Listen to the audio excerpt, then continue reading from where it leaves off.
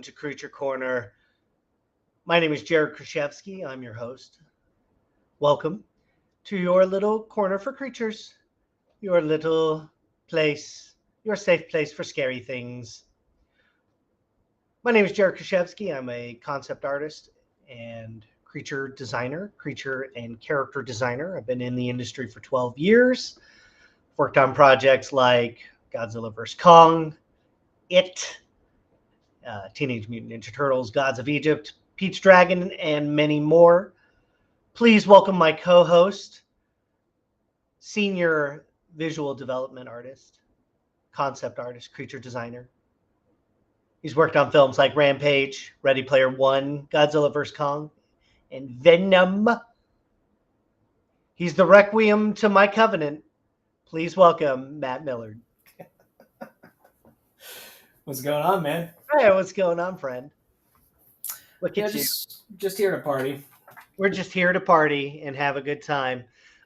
So we are in episode 31 of Creature Corner. Wow. Can you believe that? That is awesome. Man, we have done 31 of these things, and we're still having fun. It's just a blast. We're just having a good time, buddy. So we're continuing on with our prompts, our AI-generated prompts from last time. So if you tuned into the last episode, we generated some AI prompts using Midjourney, and then used that to inspire our sculpting today. So that's what we're going to be continuing on with. So Matt's got a spooky spider scary boy. I've got spooky spider scary boy. That's his full. That is his full name. That's his Christian name. Yeah. You know, but we're just going to call him Tim Spiders. His name is actually, the folder is called Spider Tim. So, Spider Tim. Yeah, that works. Spider well. Tim. I'm going to try and bring this over here. Yeah, these were the two images generated. And what you can really see that I kind of took away was just kind of this just weird, this body is upright, but kind of just the way that these arms are fashioned here, just that silhouette breaking. And what I'm going to do next is really kind of punch in some of this garbly goop on the shells here. I'm interested to see how you're going to do garbly goop. Yeah, I'm going to use the garble brush, and I'll probably turn the garble brush. Mm-hmm, yeah. Mm-hmm. It comes standard with. Yeah. That's right. But I'm definitely just like going my own direction, but just using it for some different. I mean, the ambiance in the images are really cool, so maybe I'll try and mimic that in the rendering. Heck yeah, buddy! Looks great. So you're going to Noodletown on that, and I'm going to be. We're continuing on with the Merpope. The Merpope. The Merpope. I like it. I like Merpope. So I didn't do much since we worked on them last week, but I put in like an hour today. Oh, cool. Like an hour and a half, 2 hours. And then I added some like little twisty tails. Yeah, I love his twisty tails. He's got little twisty tails. Dude, those fingers are sweet. Yeah, fun little fingers. And then these were the prompts over here, which, are kind of like, it's garbled nonsense, but, we can use our imagination and see cool shapes in there. So I love like the personality of this face. And then overall vibe, like I love this guy's jar head. So that's what I was continuing with here. And then I like this little ring kind of around there. So I kind of yeah and kind of accentuated it. And he's like, it's like a gelatinous kind of membrane. Yeah, it's very thin, it's very translucent, and, you can see through it, and it would add like a little bit to the halo effect. And from there we're just kind of punching up the ideas and playing with that, more stuff. I want to give him like a translucent cape. So also tooled around in Keyshot a little bit. Let that sit and cook for a second. There we go. Yo, that's awesome, dude. And I don't think I'm going to use poly paint on this route. I think I'm just going to go with shader work and maybe just plugging in Some curvature. some tileables and things like that. And then because I'd like to get like a really reflective look that's in there. We talked about that, like loading the mesh to get some of this kind of like bubble kind of texture underneath. Right. Like we're gonna find a way to recreate this and try and make that look cool. So we'll see. We'll see if it works. I might even take some of this texture here and use that, make it a tileable, and kind of populate the body with it. So it's like this could serve multiple purposes, kind of in not just inspiration, but we can grab textures off of that as well. So it's gonna be fun, and we're gonna have them have a good time. It's gonna be a good time. He's gonna be ominous. I added this kind of cool underlining. Yeah, that's sick, dude. And that looks great. Super fun. I wonder, like, I would love for him to be big, but at the same time, it would be really fun if he was like small. Yeah, but he's like about the size of your head, maybe. I like small. I like small more. So if that's the case, maybe we can play around with some depth of field. It would be like in render depth of field. Yeah. Because I'd like to because you can make bubbles in Keyshot, and I've been trying to figure out how to do that. So it'd be fun to have him sitting in some bubbles. Yeah, nice. I mean, would you not just make like, spheres? I mean, we could do it with apply the thin film or whatever. We can do that with that. We can thin film town. We can go straight to film town, guys. We can go to film town. Oh, I hear some sexy jams coming in. Oh, it's jam time. You know what that means, guys. You know what that means. Time to party. We're going down to Hound and Creature Town. Come join us. Smooth, baby jazz. Smooth jazz. Really smooth, buttery merpopes. That's right. So, Matt, how's your Jim Jam? Man, I'm jamming. How's your Tally Paps? Tally Paps? I don't know, man. We're just going to be making some monsters, having a good time. That's what we like to do. Man, I'm doing all right. I'm going to go see Black Phone Thursday. So. Oh, really excited for that. Yeah, I'm excited about that one. I saw the trailer in front of Dominion, and I was a little mad because I was like, I'm trying to go in fresh. You saw the trailer for what? For Black Phone. Oh yeah. Dominion, and I was like, yeah. I know, dude. That's the only time I get caught slipping, man. Is whenever I go to the fucking theater. Then it's like, here's some previews. You're like, crap. I am so pissed because I was purposely avoiding the Nope trailer. Dude, that second one that dropped, I was like, okay. I mean, it looks like it's going to be a very solid film. Excuse me, I was excited. But I was also trying to avoid the trailer. I was trying to stay away from it. Hey, Justice, what's up, man? Welcome to Creature Corner. Welcome. We're just out here making monsters, having a good time using ZBrush. It's the Zed. Come hang out with us, ask us questions if you have questions about ZBrush, working in the industry. Or if you want to tell us what a good movie is. We want to know what the good movies are. We want to know what a good movie is. What's a good movie that you saw?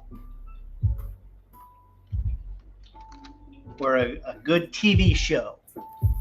TV show. That's it. We've been we're not going to try and spoil anything, but The Boys has been spectacular. Oh yeah, dude. I mean, I consistently love every season of that TV show. It continues to give, and it continues to surprise, which is hard. In the era where we're kind of like jaded, and I've seen it all, man. Yeah, you haven't seen this. You haven't seen this, and just continuously they surprise me, they shock me, and they make you think on top of it. Feels good. Feels good, and that's good. That's good content, baby. That's good entertainment.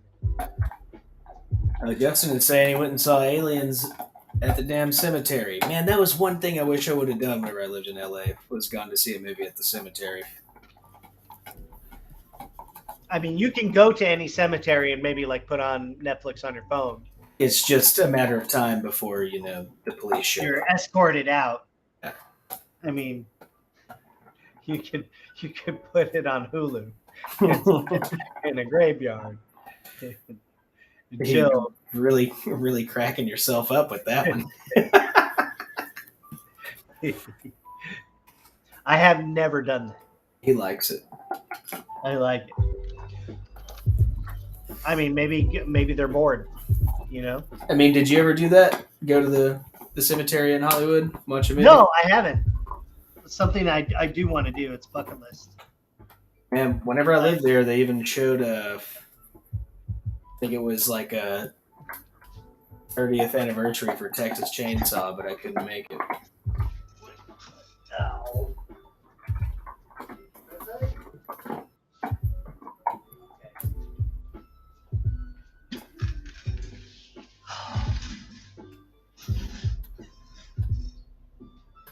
Yeah, they canceled Raised by Wolves.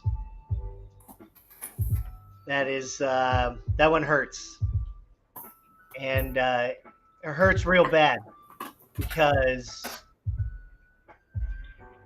I just spent all that time catching up, and everyone raved about it. I was like, okay, it's time. I'm gonna go through it all, and I went through it all, and I'm like, I don't know what the hell I saw, but I loved it all.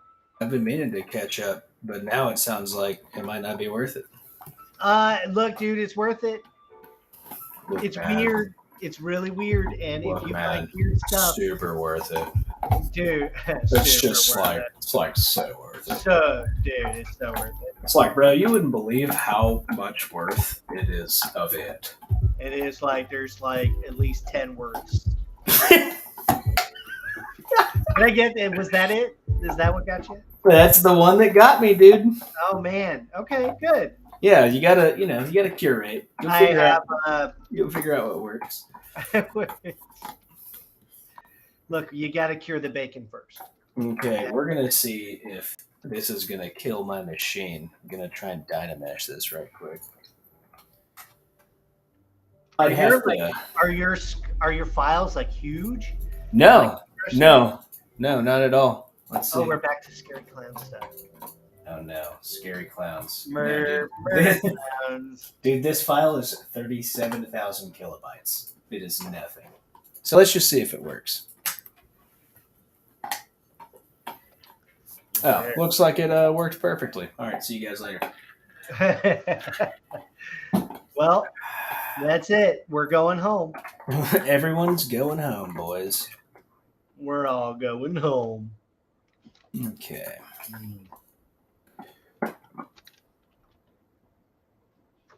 Yeah, I thought about, I'm going to sit down sometime and just go through the last month and just tally up everything I have seen TV-wise and movie-wise and just try and see if I can remember any of it. if you miss, well, I mean, yeah, there's so much. And I kind of did that last year. It was last year or the year before, and I was like, man, I saw blah, I saw that, mm-hmm. and my God, we watch a lot of movies. Oh my God. My God. But we love movies, and so movies are good. Movies are good. Man, I watched Mad God. Oh yes, you saw Phil Tippett's culmination of everything he's been doing for 30 years? 30 years, yeah. 30 years. Can you imagine spending 30 years on a project? Dude, and it's only 4 minutes long. And it's really No, I'm just kidding. okay. Like, my God. No, yeah, it's a solid hour and a half, dude. It is it's literally insane. It's like psychosis. It is. There is so up front, something I wish. The only thing I kind of wish I would have known going into it is that it's not a narrative. Yeah, there's no linear. You're not story. you're not going to see some. It's really just like little snippets of this crazy world, and it's gorgeous and it is insane. But man, it is like. I mean, It takes you a while to soak it in after and to think about like what the hell did I just do? What the hell? Yeah. Does it? You ever watch a movie and it kind of comes to you in like snippets and dreams as your mind kind of processes it? I'm sure this is one of those where it will like come back and haunt you. Yeah, it's definitely. I mean, there's the beats in the story, the little vignettes of the story are just so odd, man. Everything is so weird. It's kind of like Eraserhead or like a Fincher film. It's super, super weird. Yeah, it's art It's house. brutal though. Like good for him for finishing it and for like pursuing it. Dude, and it's gorgeous, I think like as you get older and you start to appreciate how long it takes to make something, and then to hear that like someone spent like 4 years on a short, or in Tippett's case, 30 years frame by frame, constructing this world and running a business and directing other artists. I mean, my God, there's something in the compulsion to create that's like unlike anybody else. I mean, it's monster level, dude. It's a monster level piece of art. It's, I mean, very, very. It is disturbing. It's funny, but man, there's some really gross, really weird stuff in there, and it's like, oh my God, like it is kind of like genius level, like one of those mad genius level, pieces of work. Kind of once in a lifetime. Oh yeah, for sure. For sure. Yeah, my buddy actually said after we watched it, he's like, I feel like this will be this generation's Eraserhead. Or like, it's like just some really cool, dark, really odd, and the sound design, man. The sound design is equally as upsetting. There's a lot of whining and crying and these weird noises. It is just insane, dude. Adds to the whole vibe. Yes, to that whole vibe. I still can't figure out 3D. It's okay. I knew nothing about 3D when I started, and that was 12 years ago. So put 12 years into anything, and you're going to get good. If you do that thing all day, every day, you will get good at it. Now, Jared, would you mind just one more time reading the last word and that? And the yeah, I still can't figure out 3D. What was that?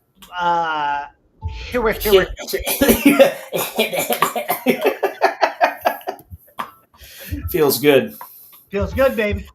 Feels good, baby. Let's go. We are flipping on the flap town. So dumb. So dumb. Look, I've been sitting here all day, okay? Dude, this is literally what it was like at Aaron Sims when we worked together. It was everyone's dead ass silent, and it's just me and Jared going, "Scooper on the Dupersons," just saying, yeah, we were just saying the dumbest stuff, dude. I mean, like, you're either sitting there with your headphones on, yeah, and you're watching something, yeah, like Russian dash cam footage, yeah. Like trail cam footage or cars from Russia. Yeah. And it's like we got some sick ass hip hop going on. Yeah, man. I'm ready for the MC to come in. Where's the straight up DMCA free lo-fi hip hop beats, baby? That's right, baby. Shout out to that thing. Nobody's suing us today. I'm gonna give him a little cape. I'm ready. Yeah. Is it gonna be made of like seaweed? Is it like an actual like costume element, or is it part of his body? like his little flippy flap flippers here? Yeah. Just like low key. Dude, show me those hands though. You like these hands, dude? I love that. There, those are the sweetest. Those are the sweetest hands I've ever seen in my life. Look at those hands. Oh my god! I like. You don't want that. You don't want to be touched by them. Oh, you don't want that anywhere. You don't want that anywhere. If it just like brushes gently across your face, it's bad. Yeah, you don't want that. You don't want that, and you're gonna feel sick. You're gonna feel sick about it. You're gonna feel sick about it. Yeah. Flippy Flap Town tonight. Flippy Flap Town tonight. This is what peak efficiency of hands look like. You are correct, sir. He is the Merpope, after all. A lot of holy works you can do with those hands, boys. Oh man, we got a tough question coming in. Oh no. What is it? Did we get to smell a horse yet? Oh shit! He got us, dude. He got us. Yeah. I read it, and I thought I have not smelled a horse today. Yeah, I'll be honest. I haven't smelled one either. We're all upset by it, man. You don't have to. We don't. What's fun is like we barely remember what we said the last show. That is absolutely correct. We barely remember it. But now I've got to smell a horse. Dude. I'm going to get some work done at some point. I got to do something. Indy Respawn, he wants to be touched by those hands. Man. They want it. The people want it, and you've got to deliver. You got to deliver it. You got to deliver, man. Don't be weird about it. You just got to deliver. Don't. See, we're just gonna give him a little cape.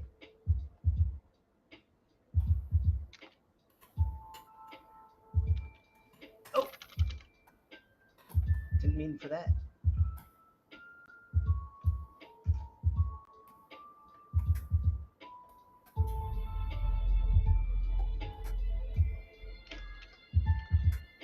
It's been fun just starting from a sphere on these last huge handful of episodes. There's so many different ways to start something. You can start from a face mesh. There's just something about it. I mean, because it's not client work, so we're not like, oh, I need to get this done like now. Yeah, I have. Yeah. It's been fun. It's been nice. In a way, you get that kind of ownership. True ownership. You get some ownership. You get some ownership. You get a little bit of ownership. Ownership and overship.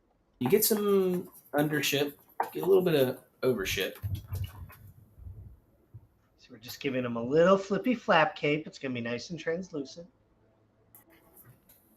Translucent. Trucent. Dude, the storyboards that what's his name? Vance? Vincent Prock, Vincent? I believe. Dude, oh my God. Incredible. So Vincent Prock is a concept artist, working and storyboard artist and keyframes and just amazing dude, amazing artist. He does Magic the Gathering cards, I think, as well. Anyway, he was tasked with storyboarding a very crazy scene. Yeah, a very good time. Yeah. And if you've seen The Boys, you know what I'm talking about, at least if you're caught up to episode 5 at the airing of this episode. And it's bonkers. And so he had to storyboard that scene, and the art is just as magnificent as you would want it to be. It's wild too, because whenever I watched that, even with my VFX brain, you just watch it and you're shocked by it. And it didn't even cross my mind that they're like some dude's just doing storyboards of this thing. I was like, I know, like, yeah. It took me a couple of days to be like, man, they had to art direct that. I wonder how many scenes iterations they went through. There were notes. Yeah, it's ridiculous. Maybe some rewrites of So, and I think that's why I love Seth Rogen as a writer. Oh man, yeah, and a producer, because dude, just he has no fear. And his cameo, dude, Jesus. Yeah, his cameo is amazing, and it's hilarious, and it's the most Seth Rogen. It's the most ridiculous show. It's the most Seth Rogen cameo you can imagine, and so of course it's amazing. Dude, so people are loving these hands, and there's a question about you get a technical question on your hands. For the mer person, how do you control the thickness of his hand skin? Like, is it soft membrane tissue? So do you think making it thin, or it works either way? Yeah, I mean, that stuff is all kind of cooking in the back of my head as I'm working. Also, it's the Merpope. He's the Merpope. But to your question, I was looking at the reference, particularly this one that was kind of my guiding point reference here. And the hands here, the AI just kind of generated it, but it looked like really flippers or something like that. So I was just kind of running off of that as an idea. But when sculpting it, I'm definitely thinking about thickness. I'm also thinking about the joints that are underneath it. So, if you want more convincing creature hands, really find areas to place joints. Little bendy points, and that'll make it look cool. And it'll look like there's more stuff going on under. And that's what we like.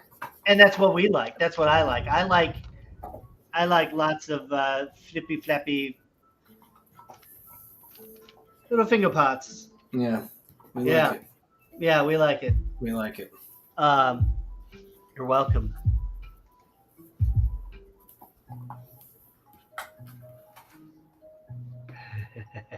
Yeah, The Boys is bonkers. It's certainly one of my favorite shows currently running. Oh, dude, I mean, it's been a breath of fresh air, man. Ever since the very first 5 minutes of the first episode of season 1, you're just like, holy shit. And I mean, the second that you start to feel the satire there, because I mean, I wasn't familiar with the books at all, and just watching the show, I was like, oh my god, dude! Especially working in the industry, you're like, this is hilarious, dude. Like, it's really funny. Things that I think really make it stand out is the world building. Yeah, it feels cohesive. The stakes are very real, and I think they, there's the gore in there, but that makes the world much more impactful. That like these heroes can snap your neck, they can explode you very easily. So there's a real danger to having them around and what they do. Yeah, or did you watch Invincible? Yeah, loved Invincible. Dude, in that case, show, yeah.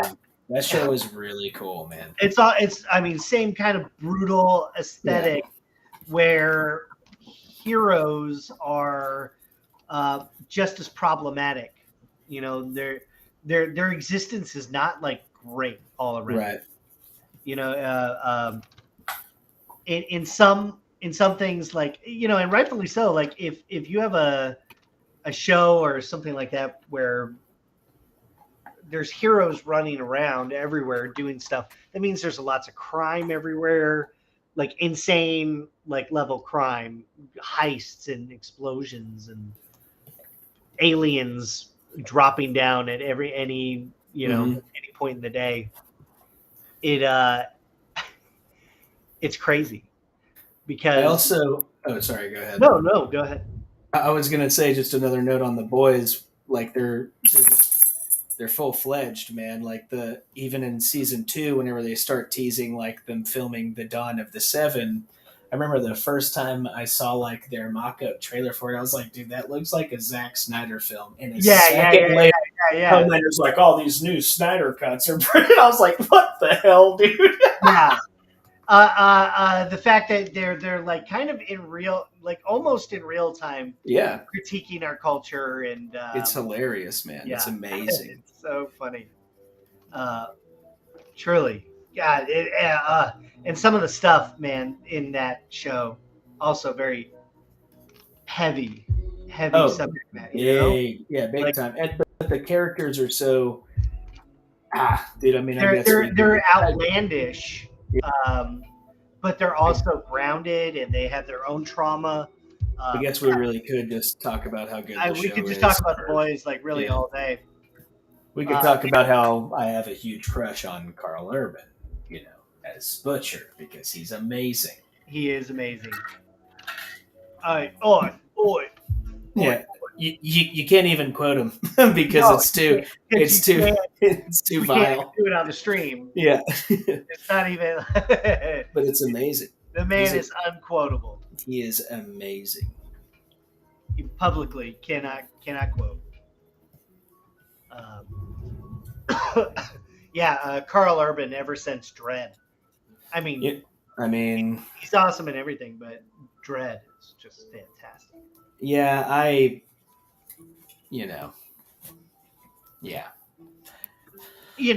wasn't a huge fan of Dredd, man. Really? No. Yeah, come on, I even rewatched it recently. I love the original. I know a lot of people hate on the original. I love the original. He was great as the character, but I thought the movie, even whenever I saw it in theaters, I was like, eh. And I rewatched it. Yeah, I rewatched it after season 2 of The Boys because I was so stoked on Carl Urban. And I felt the same way. I was like, yeah, I don't know. Well, I mean, it's a cool movie, right? I think the world building is kick ass in that movie. Oh yeah, because what's that drug they're all doing? That kind of like slow-mo or something. And it's and it slows everything down. I mean, you gotta admit that shred. Oh, you gotta admit that's pretty dope. Look, you gotta admit that shreds. It's that shreds. That totally shreds there. Oh, that totally shreds. Listen, Bob, that shreds. It's like an asthma inhaler drug or whatever. Oh yeah, Lena Headey, of course, is amazing. But Matt hated the movie, so Matt hated the movie, and It's not true. I mean, I just think that I am the law from Sylvester Stallone and Rob Schneider. Oh, dude, that movie is a billion. Did you watch? It's a million. Did you watch it recently? Because I rewatched Dredd, Judge Dredd recently, Yeah. and it's still amazing. It's still fun. Dude, I mean, it's a tenor for me. I love that movie, dude. It's ridiculous. It's ridiculous, and it's so good. It came off of like it followed pretty much Demolition Man. It's pretty much Demolition Man, and you can easily Judge get Dredd them. You can easily get them confused. Yeah.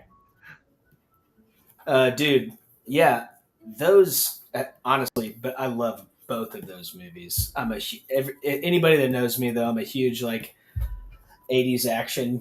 Like I just got a soft spot for any Stallone, any Lundgren, any Schwarzenegger, any Chuck Norris movie. I'm like, yeah, man, those are great. It's just senseless craziness. But dude, Judge Dredd is amazing. What's your, not like pinnacle, but what's your favorite, like that era, that action era, 90s era, 80s, 90s? What's your movie? Because I got mine on deck. What's your favorite 90s action movie? 90s era, Schwarzenegger, Stallone. Is it Demolition Man? Is it,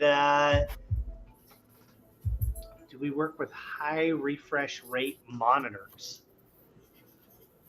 I have a $200 monitor from Best Buy. I have two. He's got one from Best Buy. I use, right now I'm sculpting on the Cintiq. Yeah, and I've got the Cintiq as well. And we have Cintiqs. And it's neat. It's neato.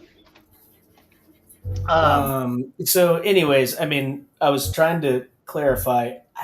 Well, shit. When did, Predator came out in what, 87? 80s. Yeah, it was like 84, wasn't it? So this is making it we're getting a little difficult. So I'm either going to go with, when did Commando come out? Was that the 80s? Oh, Commando. Because Commando is the one that... Commando's so good. We're both typing 1985. God! Dang it! What about Cobra? Cobra is the 80s too. Cobra is awesome. We're just going to look up... Thanks for joining us on Creature Corner. We're just going to look up... Favorite 90s action film? Okay, Cobra was 86. Well, my answer is Predator, but it's not in the 90s. So, 90s. Okay, so 90s. So, 90s. Predator. Like what? I'm going to have to, Google it to see. I don't know. You said you had yours on deck. What's yours? Last Action Hero. Oh, was that in the 90s? That was 93. Okay, so this is putting me in a... Now I'm getting it. Yeah, because you've got Die Hard, you've got Con Air, you've got you've got Face Off. You've got, dude. I'm gonna go Face Off. Face Off. Wow. Yeah. Wow. Yeah. Amazing. I've got to go Face Off, dude. I have to admit I did not see that coming. It's so absurd and amazing. Dude, that is one of my favorite movies. I love it. And, Con Air is incredible. I'm a huge Nick Cage fan. Love Nick Cage. Can't get enough. Gotta love the Cage. But yeah, him as Castor Troy in Face Off. Come on, let's go. He's got the 1911s. I could eat a peach for hours. Yeah, dude, that movie slams. That movie is a full... That's a... If I ever come out with the movie review channel, it'll be on the Slambo meter. It's like, does it Slambo? And that would be like, on the Slambo meter, that's a 9. Getting pretty close to slamming. We're getting close to slamming. It's the Slambo meter. It's the Slambo meter. That's Slamometer. That's the slamometer. That's what it calculates, is how much it slams. Based on audience reaction, we're looking at how much it slams. The answer may shock you. Number 10 will blow your damn mind. Number 10 will make you spill your milk.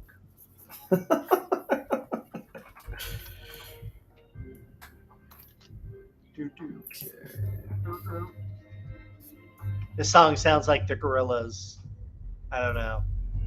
You don't know?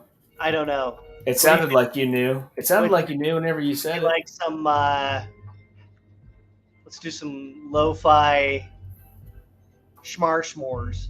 I'm going to listen to the Friday the 13th soundtrack. We can't do that, man. Well, hum it to me, man. Oh, guess who's in there?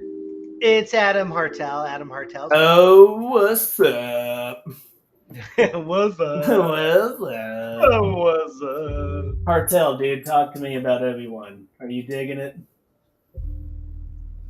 Oh, Obi Wan. Yeah, I want to know.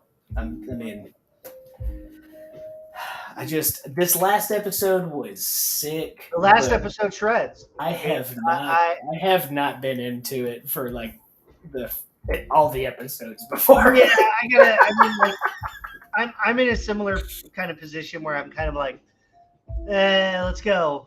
And I think it's Boba Fett did it to me, where I was like, I'm tired. I'm very tired. Yeah, no, I feel you there. Dude, it is Vader. It's like it's the coolest enemy of all time, right? I mean, he was like, you don't understand. Like growing up, Boba Fett was like so mysterious. Yeah. And God, because you didn't know about him, and you so didn't know who he was. You didn't know who he was. He has 2 lines, maybe max. I don't know. Does he have lines? I don't think he had. But it must be in like the. What does he say? About like the special editions or something. He says put him on the ship. You know. Put him on the ship. Yeah, put him on the ship, and that's it. And it was the sickest thing ever because we had nothing, literally nothing, no lore, and I'm not saying like, man, that really spoils my my knowledge of the character, but I just feel like the story didn't do him justice. And I also think that, dude, Boba Fett is he's my favorite character for sure, 100% of all time. And, I feel like whenever the Han Solo movie came out, I had the same feeling. I was like, I do not need a prequel Han Solo movie. I don't need a prequel Boba Fett movie. But they did have a bunch of really kick-ass stuff in the Boba Fett show. There was a lot of stuff that I was like, whatever, this is just a cash grab. But like, there was a lot of really cool stuff in the show. Especially, you've got to do the fan service and show the Sarlacc pit and how he gets out of it and he goes back and gets his revenge. I mean, that's deep. That's deep fan service right there. That they even Patton Oswalt even did a bit about it. It's that's easy fan service. Yeah, it had to be done. You had to do it.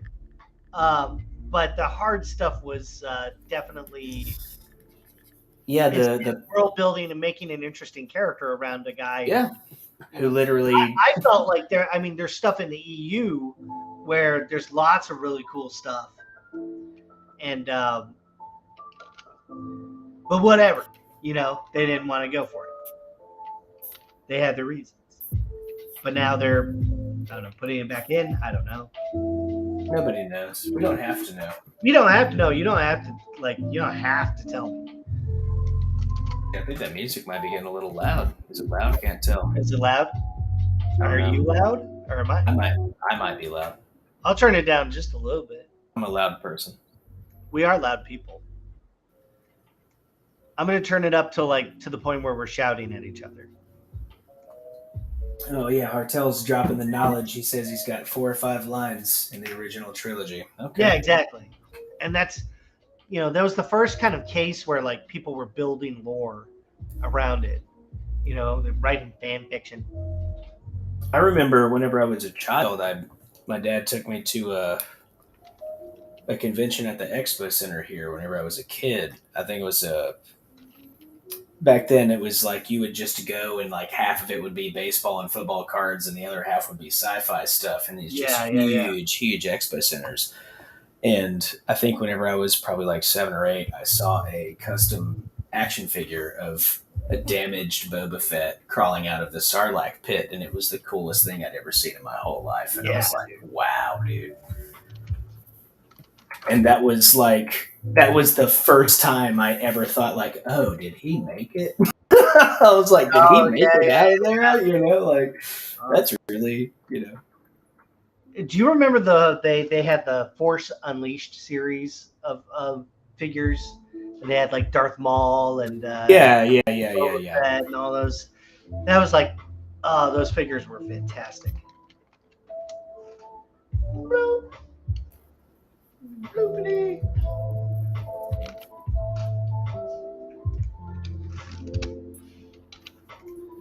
0.5 that. Let's see.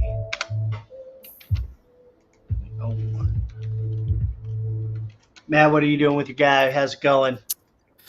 Oh, I'm going to Noodle Town, getting some deets in there, kind of establishing some of this language here in the chest, and also, you know, popped a bunch of eyeballs and started to kind of just get some forms on the back right here, establishing like a silhouette. I want to print this guy, so eventually I'm going to have to make it to where you can stand up in a little environment or something like that.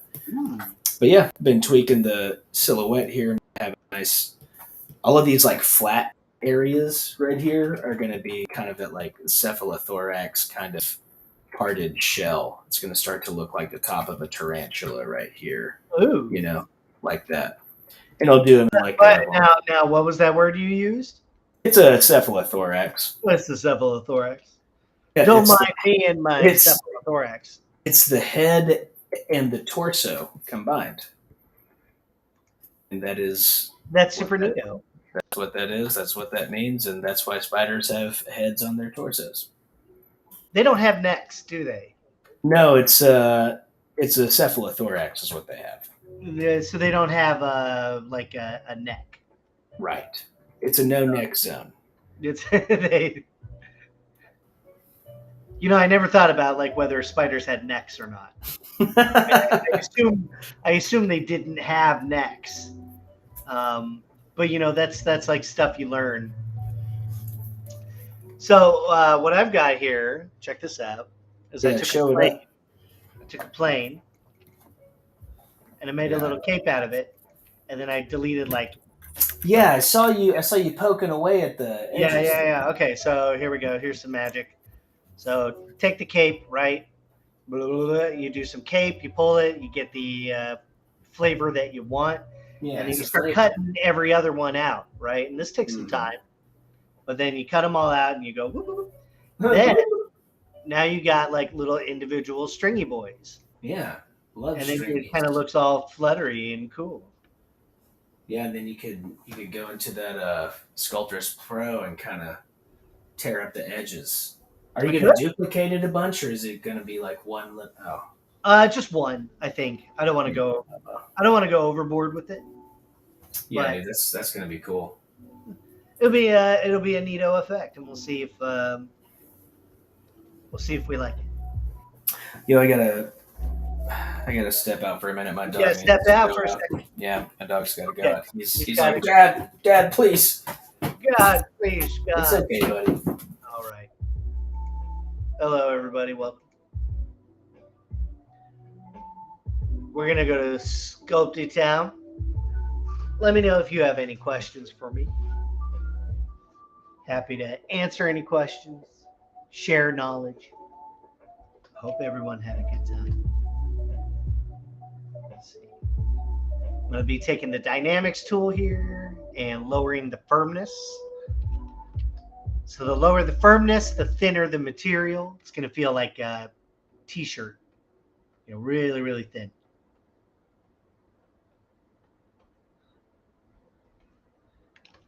I want to have all these little wavy floating bits that would kind of look elegant. I think I'm going to subdivide it a couple times because I liked Matt's suggestion of using sculptures to kind of chew away some of the edges.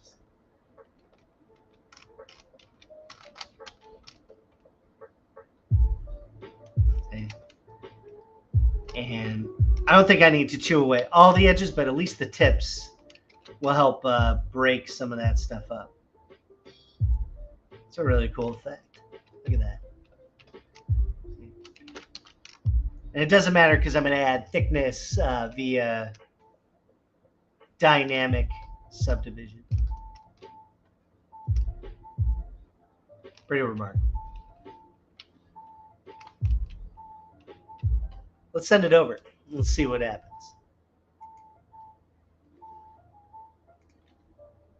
Quick save. Always save before you send it.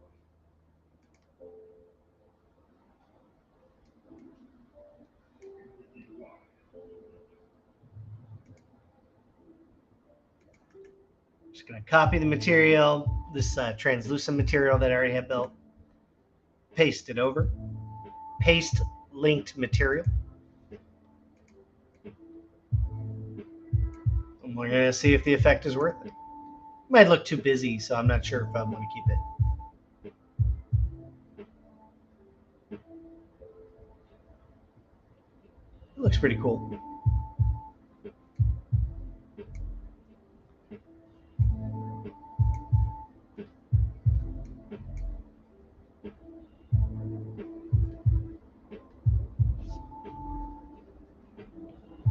I think we're going to run with it and chew away each of these kind of like squared edges down here.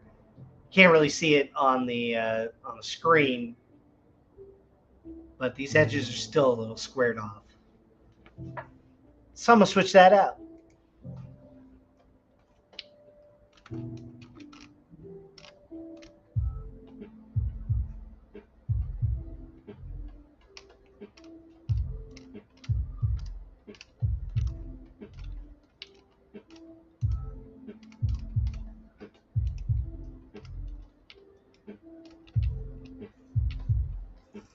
Bye, followers. No, thank you.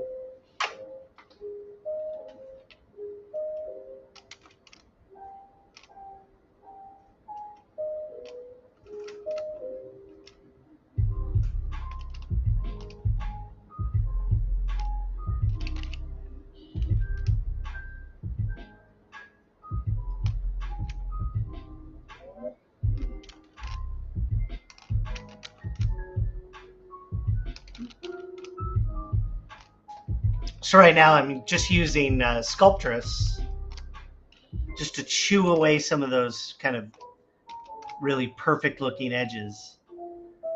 And what's cool is like it doesn't really, it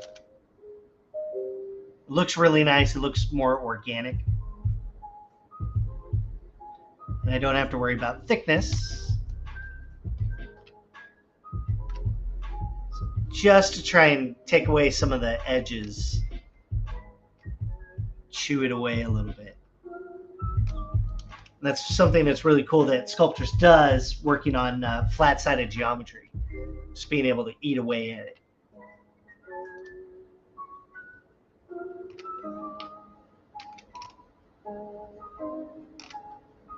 So if I do that kind of everywhere, it'll feel more organic.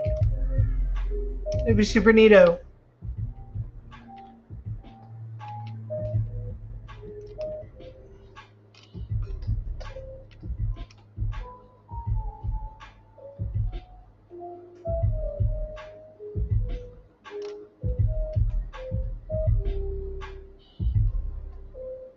So now all these edges feel kind of sufficiently chewed away. It'll feel more like a flowy cape thing. And then if I turn Sculptress off and just continue to use cloth pull, I can move these around, nothing happens. And there's a real nice thin feeling to it. See how thin those wrinkles are? Pretty cool.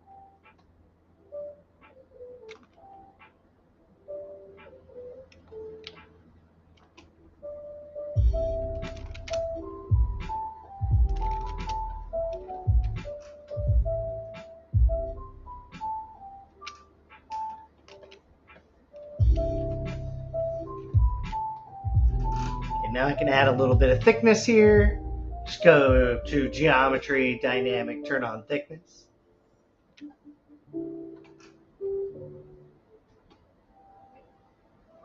Doesn't have to be a lot, just enough to add some thickness. Pretty amazing. Let's send it back over. Back to Keyshot.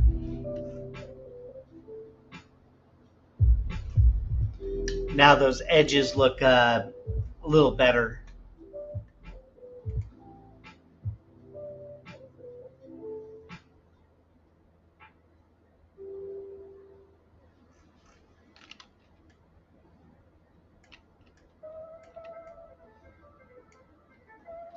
So I'm going to call it on the hands and probably break symmetry there.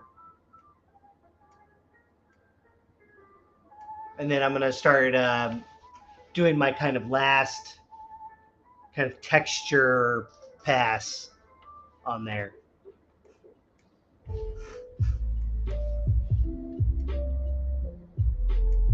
That's kind of his full body look.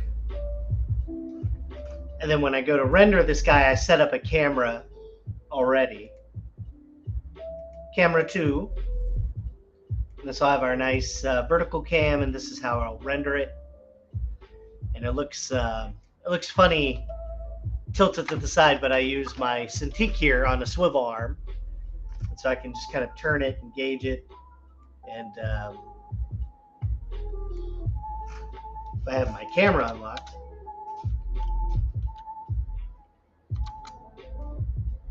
there we go. Oh, I think he's back. Yosemite Simpsons. Yosemite Simpsons. I was showing them how I turn my camera. Dude, that render looks so tight, dude. It's looking pretty good. I'm excited. I'm getting excited. And do you have the cloud thing going on to fog the light, or is that a background image? That's a background. That's an HDRI, and it's one you can download. It's called Gloomy. We like gloomy, boys. But I like it because if you blur it a little bit, it kind of behaves like if you were just to paint some smoke in a background. Yeah, it looks kind of ethereal, you know. It kind of has that ethereal kind of look, and so I can lower the height a little bit. And we need to get Kyle Brown back on the show. We need to get Kyle Brown on the show. And we also need to get one Olsen David. His name is David Olsen. His name is Olsen, David. We got a couple other people in the pipe too. We got guests. Yeah, we're working on stuff. We got guests. We're working it out. If there's someone you would like to see on Creature Corner, let us know. Yeah, I was talking to Adrian a while back. We got to get him on the show. Gotta get him on the show. His last piece he did was really cool. Dude, so sick. See, we like making monsters.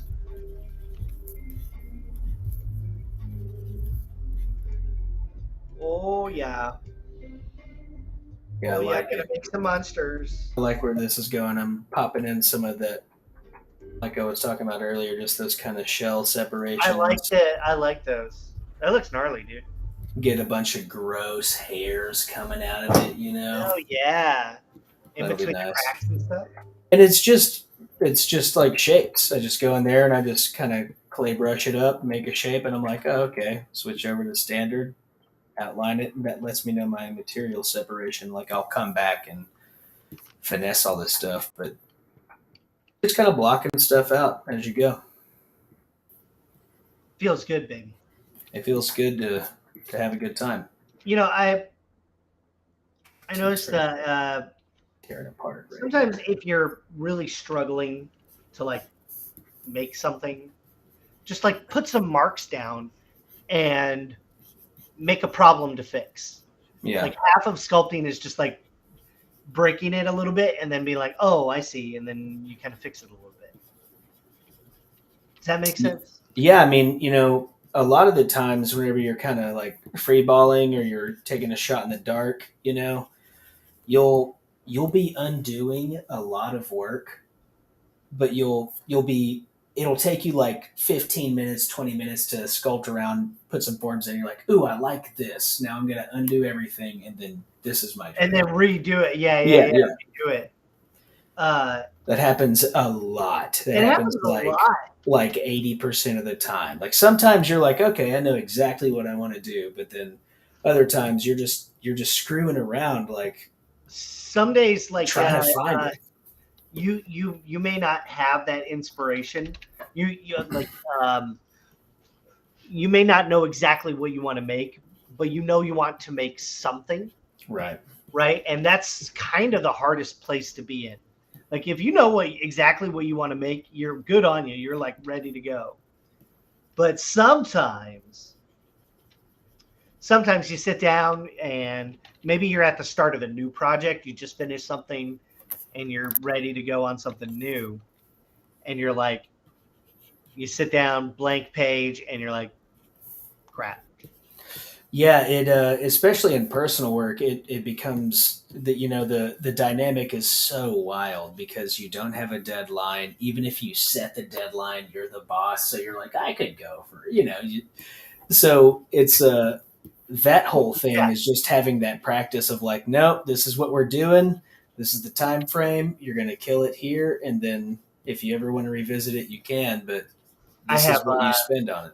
Yeah, and nothing worse than like spending a bunch of time on something and then feeling like maybe you wasted your time or you squandered it. Right. And that stuff is, I think that's even worse than if you put something down, maybe you're not happy with it. At least you did something. Yeah, for sure.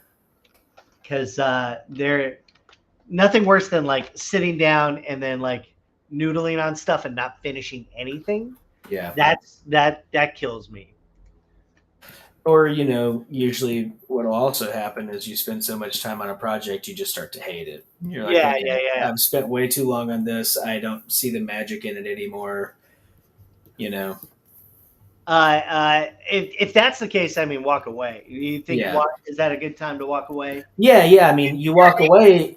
Because what happens with me is I'll walk away and then I'll look at a render 2 months later and be like, oh shit, like sometimes you're like, oh man, I was kind of on something there. Yeah, like here's what I need to change. I can hop back into this. I can, because again, it's a personal project. It doesn't have the work aspect of it. You're actually exercising your passion. So of course you're going to be like super critical and super invested. Oh, and then way more so, I think, even than client work, which is kind of insane. Yeah, I mean, unless it's a dream job, right? Well, yeah. Well, of course. Like if Resident Evil came in, I would just be working for years. I'd be like, just take me. $5 an hour. I'm ready to go. Let's do it. $5 an hour. You crazy man. You crazy man. You crazy. You're crazy, girl. You're crazy. He's crazy, ladies and gentlemen.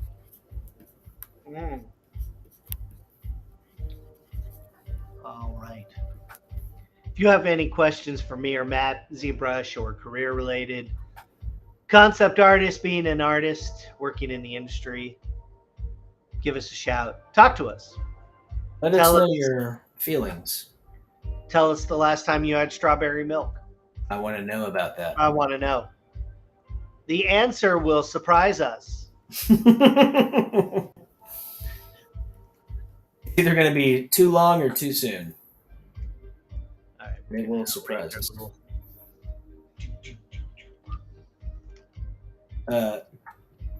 One thing I just want to reiterate, I've brought this up a couple of times, but I'll hit 1 on the keyboard to repeat my last stroke, like almost every time I'm such a great such a great little hotkey. I get that little line around that pad, and then I just boop, press 1, and it's nice and deep, right? Nice and deep. You need that. It's a good little trick. I remember finding that out by accident, like many moons ago at the studio, and being like, dude, holy crap, you can but it repeats anything. So if you turn the camera and press 1, it'll if you just turn the camera, for example. You'll be like, woo! You'll give him a little spin. You'll give him a little spin, boys and ghouls. Yeah, we're getting close. We're getting close. I think I'm gonna try our trick. I'm gonna merge everything down, and I'm gonna try our little bloaty trick, and we're gonna see if it works. You're gonna see what it does. We're gonna do what it says. He wants to know what it does, and he wants to do what it says. I want to know what love is, and I want you to show me. Yeah, it makes sense. What? I want you to show me. Show me. I want you to physically draw it out on a graph. I need step by step. I want to know. I have a chalkboard right here, and chalk. You're going to draw a diagram because I want you to show me. His name is Merpope. He's the Merpope. And I kind of imagine him as, what's fun is like alien figures or whenever they're like in a position of power, they're always like, yeah, a little bit. And they're just like fat from like pillaging the privileges of their position. Right. And they're just kind of gross. And they always have like a little like buddy that's like the little like, Salacious Crumb. Yeah. They always got like a little dude who's with them. He's like, yeah. And he's like, I tire of the humans. I tire of the humans and their insolence. I tire of them. Bring them to me, so that I might laugh at them in person. I don't know. Yeah, that was a good one. But like he definitely thinks he's better than you. Absolutely. I mean, he was born into the right to be better. Yeah, he was ordained by the fish gods. Yeah. By I don't know, Atlantis. I don't know, by Atlantis. By Atlanta. My name is Jack Atlantis.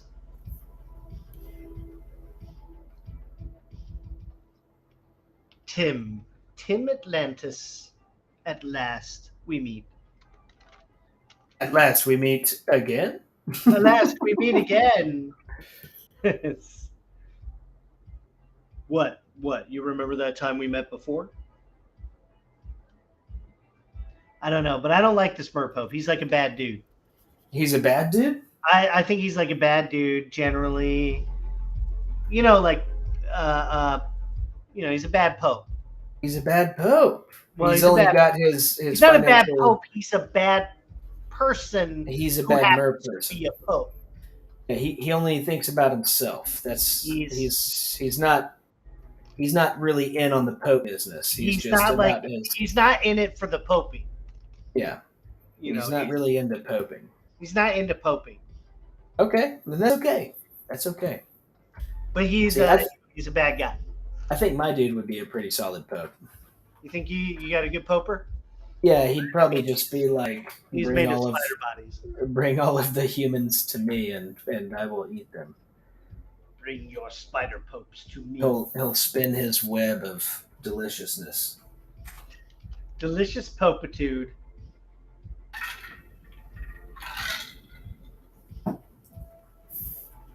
Sooner or later, I want to get some disembodied hands and like the fingers kind of coming out of these. Out of the spider parts? Yeah, that's going to be scary. Spider PR? Like it's bursting, it's like Lovecraftian bursting out of his body, but his hands and feet still kind of remain in just weird little parts. And it's awful. Always appreciate things bursting. Yeah, it's we gotta gushers, all sorts of the the 80s and 90s candies that just had like sour center, we loved gushers back then, and now, oh my god, yes, we just want to burst. Everything's got to burst. this one bubble.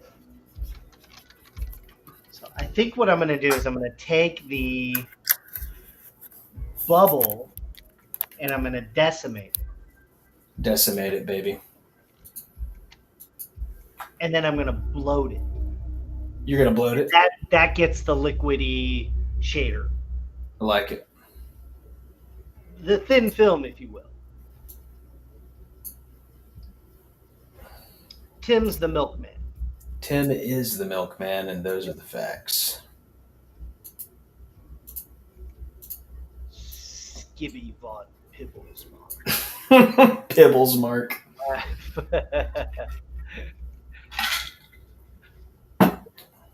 Oh, yes. Yeah, I'm digging it. We finished Severance. Yeah, that's on Ted Lasso, right? Yeah, that's on Ted Lasso. You watched Severance, did you? No, I don't have Ted Lasso. Oh, that was just the Olsen. Yeah, Olsen, he thinks he's special. He loves Ted Lasso. Loves Ted Lasso. Loves Ted Lasso. It's So what is it about? It's about a dude played by Adam Scott. Oh, okay. He's a dude. You know, my favorite Adam Scott film is Hellraiser 4. Power Rangers 4? Hellraiser 4? Is he in that? Oh yeah, dude, it's his breakout role, man. He plays Really? Yeah, it is awesome. That movie is awesome, and I don't care what anybody says, David. It's my favorite one. I love that movie. Sorry, continue. No, that's really good.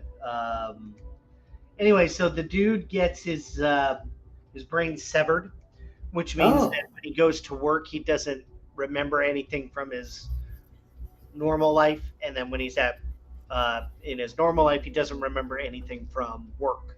Is it supposed to be like a stress relieving? I suppose operation. You would think like that's kind of the reason. Like, yeah, what's the purpose of it? Well, it's super secret what they're working on, so they don't want you to know, and they don't want you to talk to it. You know, and the viewer doesn't want you to know. They don't want the viewer to know. The viewer knows, but his friends, they don't. They don't know. They don't know. And then the stuff that goes on in the company is like weird and messed up. Got it. So it's a good time. Yeah, it's a good time. Everyone's having a good time. And that sounds good. Yeah, I like that. Good. I mean, it's not. It wasn't my cup of tea. Yeah, you said you didn't like it, but I didn't know if that meant I didn't know if that meant the ending was so, No, I honestly, but you just straight up didn't like it.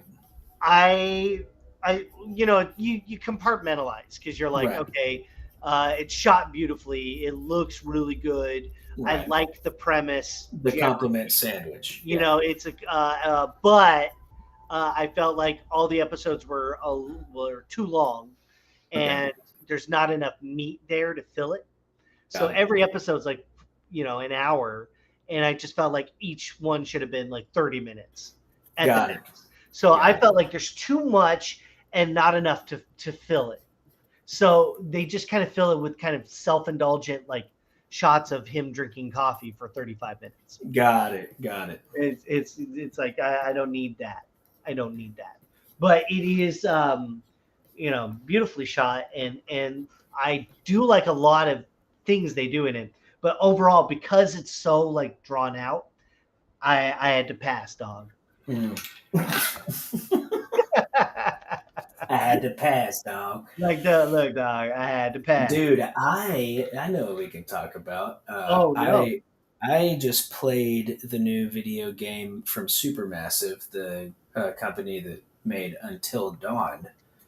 Oh. I played the Quary. The Quary. So, are you familiar with Until Dawn? No, what is that? It's basically like, are you familiar with Telltale games? Like they did like the kind of... I mean, I know the company. Okay, so basically the format of Until Dawn and the Quary is you're watching like a 10-hour horror film, but you're playing every person involved. right? So let's say it's Friday. Let's say it's Friday the 13th. You're playing every counselor at the cabin, and you're building relationships and all this other shit. But you're just, you're just. It's a story game. Like there's a little bit of gameplay, but you're really just watching the events unfold and kind of picking decisions based on how you feel the story should go, and then different things will happen. And it's a scary movie, basically, but you're playing Scary movie, right? And it was really fun. Incredibly easy. It's not hard at all. But just playing through the whole thing, some of the cinematics. I mean, like there is an entire scene in a jail cell with these like close-up shots of one of these characters. It was done very well. It's a female character. Not to mention the cast, like you got Ethan Suplee in there, you got Lance Henriksen in there. You've got Ted Raimi in there. It is awesome. Like it was just, as a horror fan, I was like, yeah, dude, like let's go. So it was really fun, and some of those shots with the characters look just, I mean, 1-to-1 photoreal. Like it's insane. Wow, it is insane. They fall apart in a lot of other things on a very like you're judging it highly level. But yeah, dude, man, it was really fun. The story was really fun. So my only complaint is that I guess all new video games are $70, and no matter how much money you make in your life, $70 is a lot for a video game. It's like damn, like crap. There are also like, a thing where like every game has to be like 900 hours long, right? And because it's $70, the cost of it being $70, right? And I'm just like, why don't you give me a $50 game that's 9 hours and that I don't have to have, online presence for?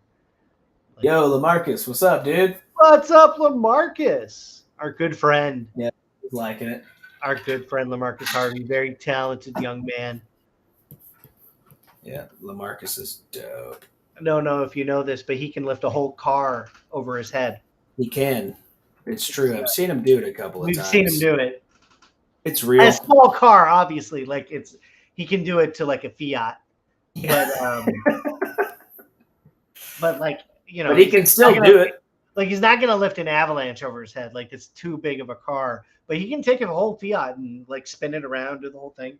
Saw him do a backflip at a pool party one time. Really? Into the pool? No. No, he just did the backflip, and then he was like, "What's up?" And then he casually got into the pool. Yeah, he just wanted to show the pool, like, I could backflip into you, but I'm not. That was so cool.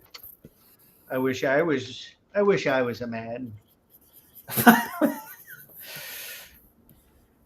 He's just so cool. He's got Mr. Wimbley Pimblesmere.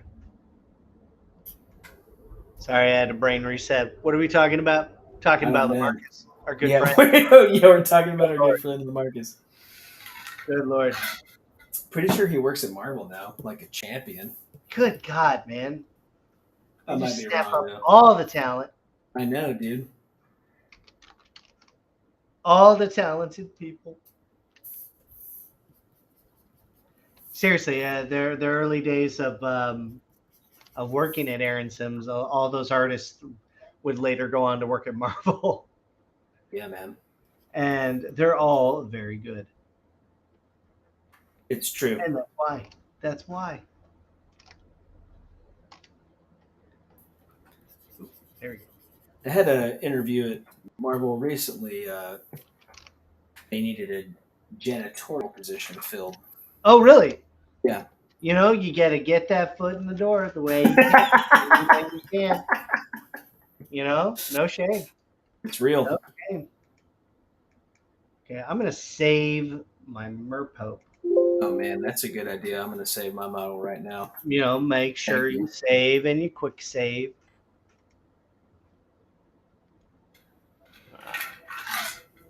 Yeah, I've been having this. Man, it's like withdrawal since I've beaten Elden Ring, and you're trying to find that next game to play It's going 300 to hours, fill the void. and it's how you justify. I'm like, I'll spend $70 on this damn video game, and then I'd beat it in 2 days, and I'd spent like 20 hours playing it. But then it was like, well, that's it. What's next? See, you got to do what I do, which is buy a video game and then quit halfway through. And then that way, you are never going to finish it. Oh, we like that strategy, Jared. Because, let me tell you, I am 60 hours into Elden Ring. That's cool, man. I've got about 200 hours on you right now. Yeah, see? Dude, but some games coming out. We got Callisto Protocol. Yeah, that looks amazing. And Ill. I've been following that artist behind the Ill for like years and years and years. There's a bunch of them, and yeah, man, they every time they update, I'm like, holy moly! I know, dude. It's gonna be gnarly, and it keeps getting better. What I think about it is like, no matter how it turns out, it's only panning out for the next game, right? Yeah. Because I think it's like, I think they're breakout projects. If I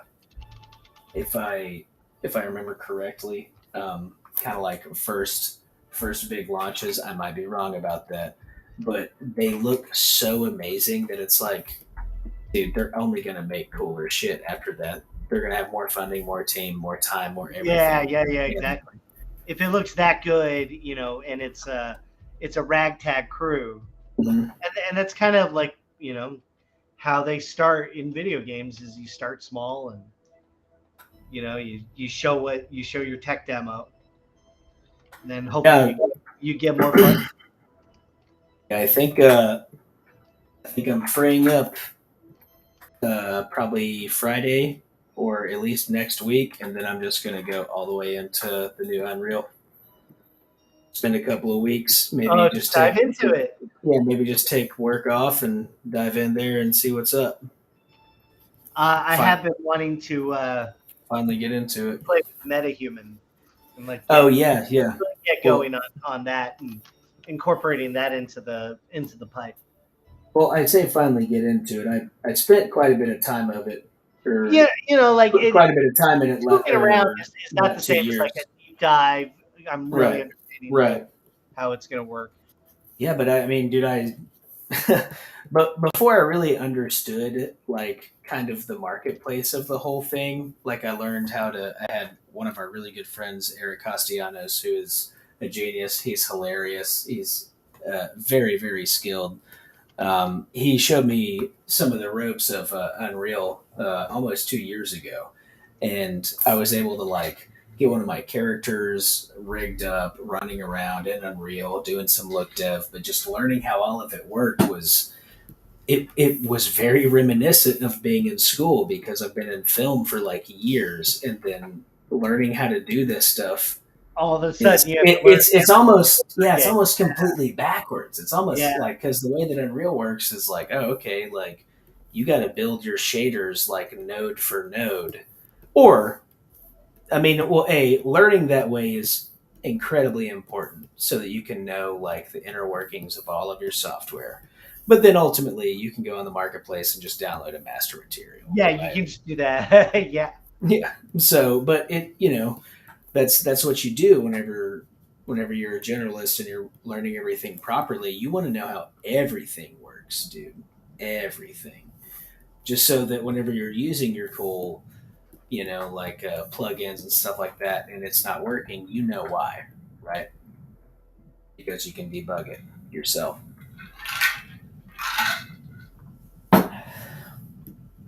Trying to see if that bubble technique is going to work. So I duplicated the body, bloated it a little bit, erased the head and hands. So it's just kind of covering the body right now. And it's probably not going to work. Yeah, I mean, to get the effect you're wanting to do, I'm curious. Can you mix materials in your version of Keyshot? No, I mean like not to the level that I think you're thinking of. Right. Um, like I can apply a material and then I can like add an opacity to it, and that dial that down. Right, but you can't have like a glass material and a subsurface material and use like occlusion or view dependency to blend them No, together. nothing like that. Yeah, there's no. Yeah, so a beauty render for that would be pretty Yeah, tough. You'd probably just do two separate passes, right? right. You would have to just split those out. But it's worth a try. Absolutely. Testing it out. You know what? Hold on. On the if you change your material to advanced material, is there subsurface and refraction? Oh no, advanced doesn't have It's subsurface. diffuse and specular Yeah, transmission. yeah. Okay, so yeah, because if you can't go refractive and subsurface on a single material, yeah, you'll have to do some passes. Like you could do, like maybe if I took the, what I might have a solution. Let's see.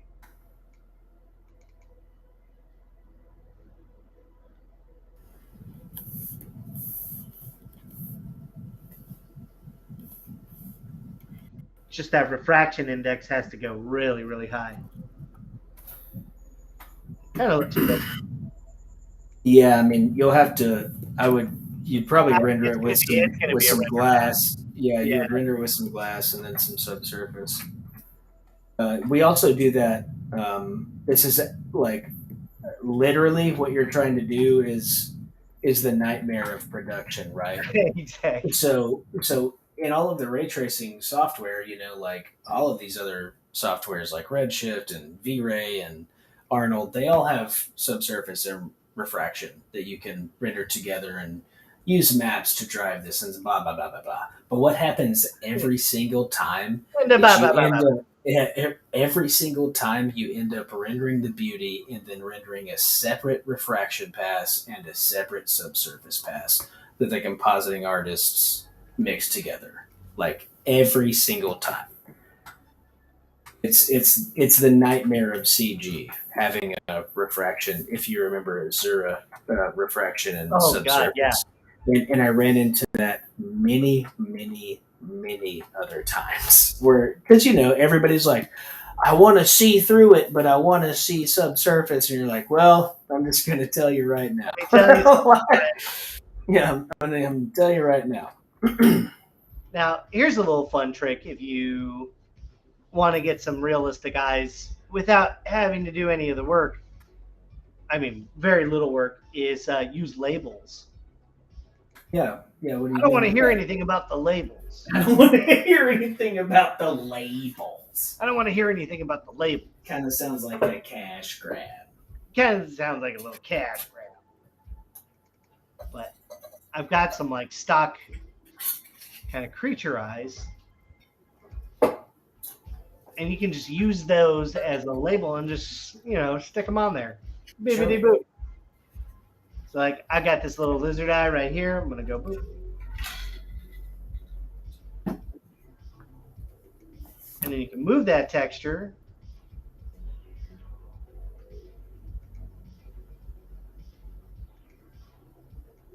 Let's see. So it's like a camera-based projection of a texture? No, you can. It's actually on the geometry. Like I can actually move it around if I can get it to work.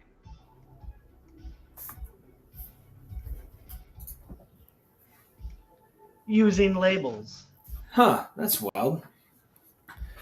Let's see.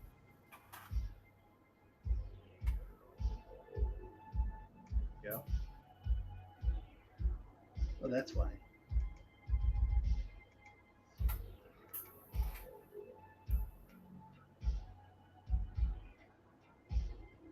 And then the label actually has its own material properties.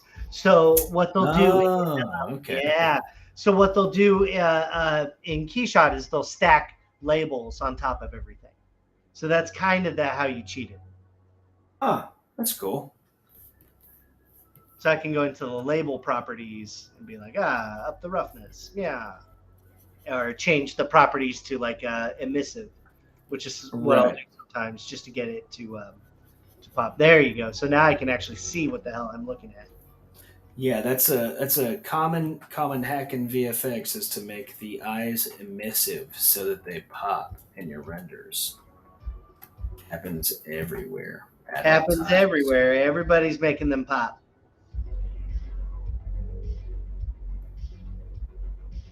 There we go.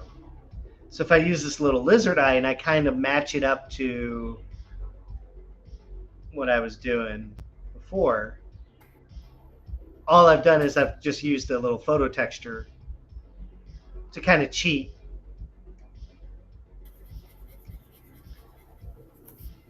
And now I've got like a little photo texture on his eye, and that looks, passable enough for a quick and dirty render.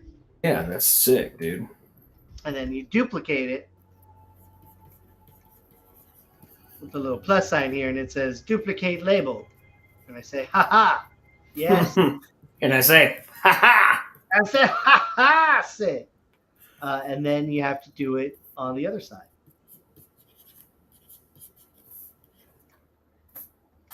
But what is CG if not repetition?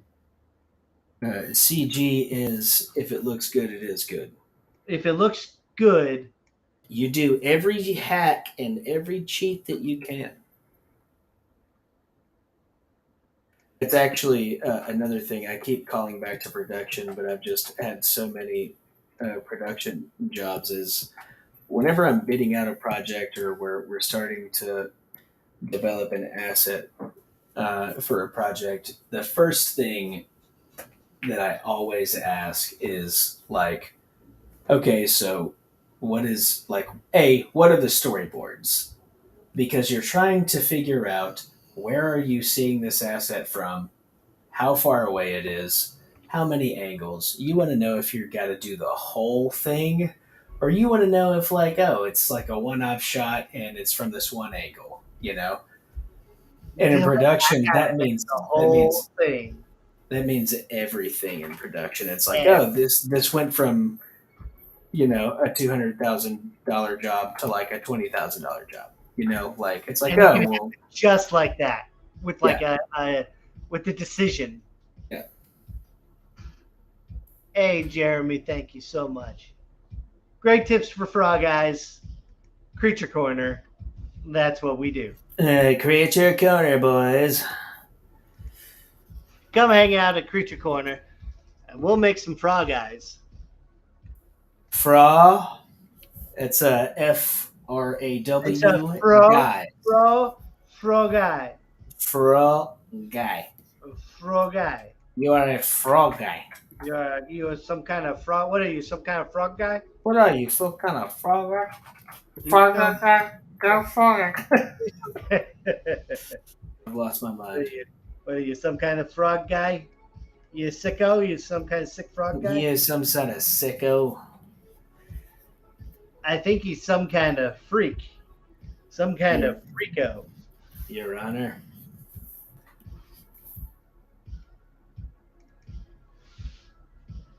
Ooh, gonna break my material now.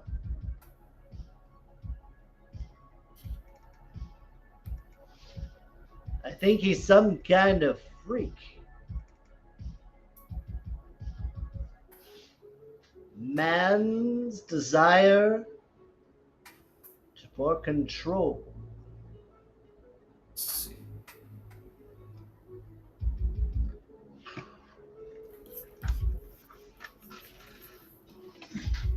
How's it going, Matt? What are you doing? What's happening? All right, let's check it out. One second. Are you sculpting a butt? No, it's one of his little boys. Okay, so where are we at? Boom. We got the kind of creepy ass silhouette happening right now. And what I've really been doing is earlier on, I was kind of defining this kind of lip area right here, and then working on getting some of this texture. And then ultimately, I realized the back hadn't been really paid attention to, so I started getting this nice, this twist. Like, look at the gesture in that, like this twist that's happening. Oh, I It's like feeling. Yeah.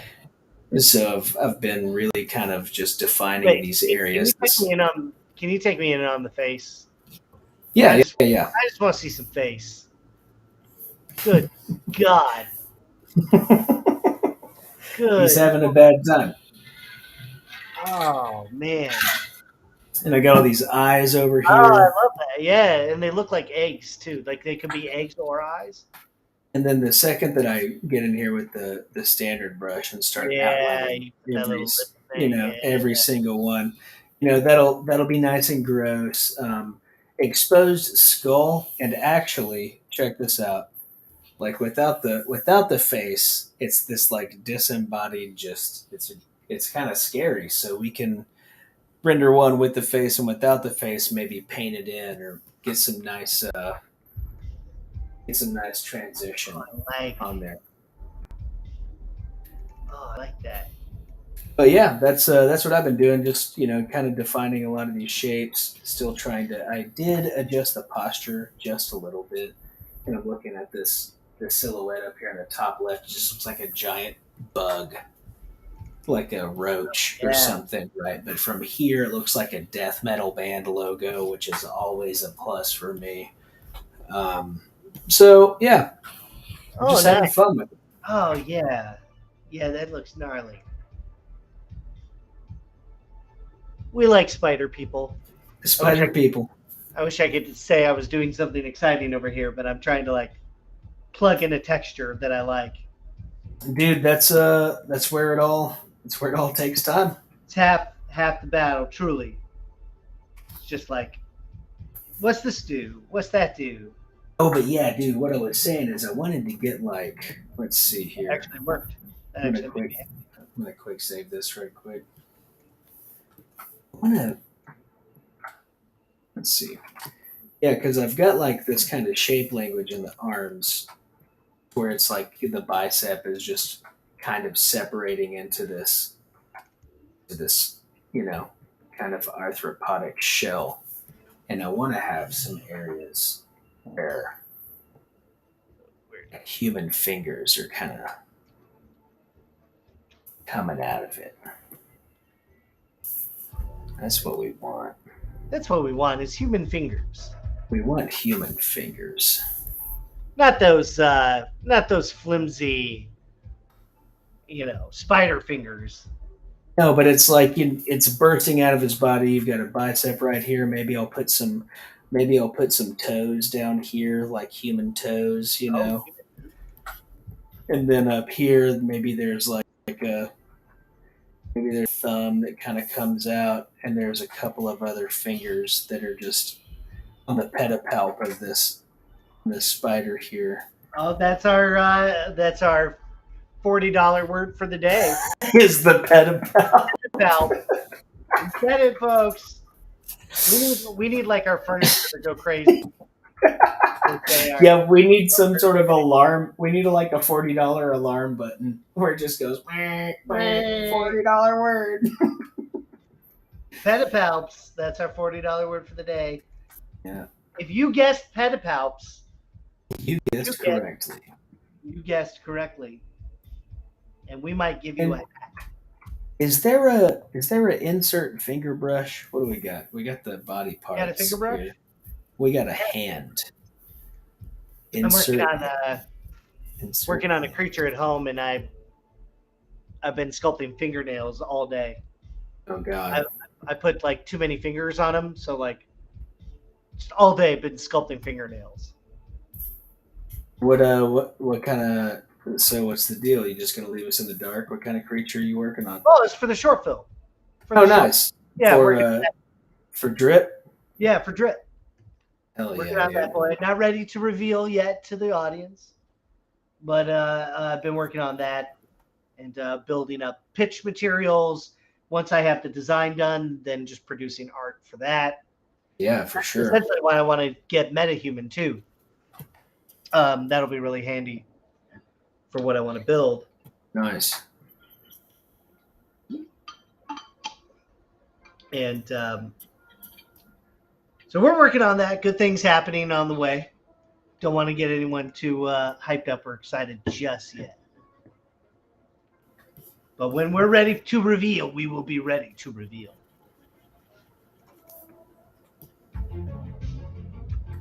Oh man, the music is just coming in. It just like came in.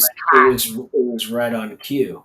It was right on cue, ready to rock. Let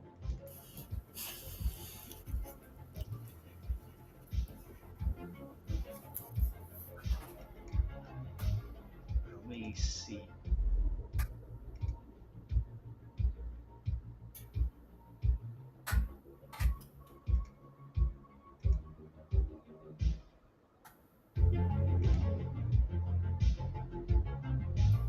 So what are you doing? You're popping textures on something? Is that what you said? Yeah, man. Right now I'm just building out the shader for him. Let me show you. Because in the reference, it's got kind of a blue-greenish hue. Mm-hmm. But it's also got these kind of like dirty browns. These blues here. Yeah, that's a It reflection. could be like specular pops. Yeah, that's a reflection. For sure. And the skin is kind of brownish. Yeah. So It's very very potato bug. It's got that potato bug got that subsurface. potato bug. So my Yeah. guy, of course, looks nothing like that. So I need to tweak to get closer. But he's getting there. Oh yeah. So what I'm doing is using a curvature for all the cracks and crevices. And then maybe if I take this out, maybe if I use a more brown color. Yeah, if you so how I would build this in production would be, it's a milky brown, so you've got brown and then white pushing through. So what you would want to do is probably make like a desaturated skin tone and then have all of the brown coming through as your subsurface, and then you would want something reflecting blue on that. So you think the brown should be in the cracks? I mean, I think that the brown is like the scattering color, right? Oh, interesting. It's like a darkish yellow, darkish orange. Yeah. That's the scattering. That's Then the scatter I've got. Then the your surface color is going to be if you could color pick like kind of the gray part of the top of his hand or right on his chest, that would kind of be your surface color, right? Let's try it. And then you'd have to find the scale of the object. Yeah, I mean, Keyshot is very powerful, but it's also limited with. It's also limiting, and there's so much. I mean, you're trying to get to like production level, like beauty render stuff. Level of tweakage, right. You're just not going to get. But having him be brown and then scatter that blue color. Right now, I plugged in a iridescent tileable texture into the spec. Yeah, go into that texture node and like pump the brightness up maybe, because anytime you're bringing in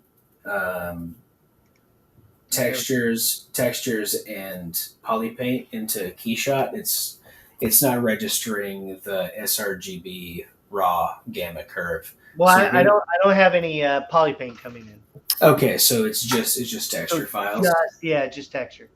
Yeah, But and your roughness is way up, right? It's true. I think it's So knock that down to like 0.01 or Z, just to see if you can get some wet reflections, right? And then ultimately you could just put a light like that is very low in intensity, but just make it blue and get some of that reflection on there. But that's already looking so sick, dude. What I could do is I could take that light that's my spooky guy back here. If I took this guy and tinted it a little bit more bluish, I might also have that. There we go.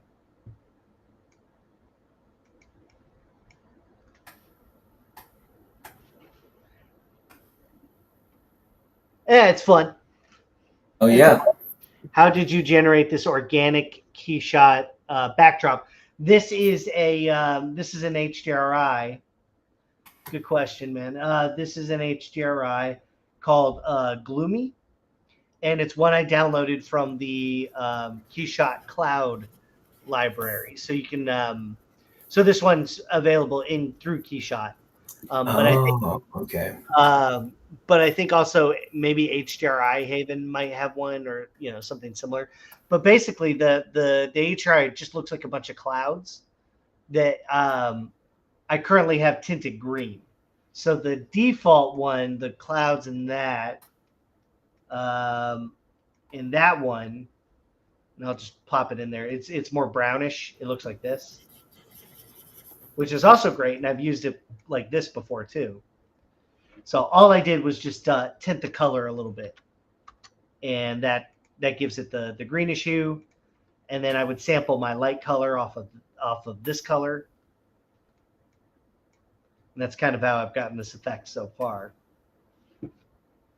Yeah, it looks awesome, dude. It's getting there. It looks awesome. Yeah.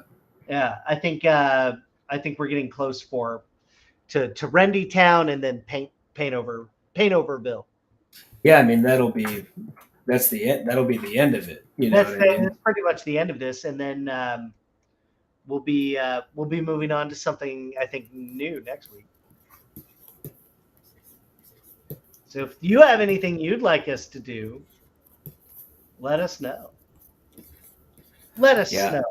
I'm not quite where you are. I'm still in Sculpty von Sculptensons. Yeah, I mean, I definitely took this guy's a little bit of an easier character to assemble.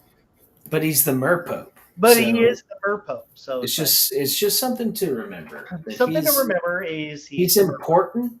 He's important. He's smart. He means a lot to the people that know him.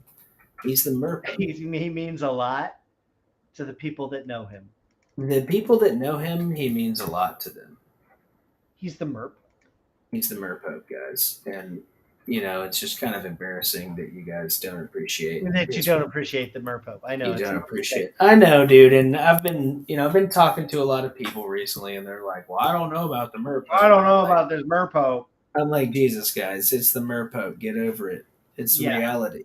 What do you think is going to happen here? We're doing great. Feeling good about it? Feeling good about it. Sculpty von Rendersons. There we go. Now he's looking wet.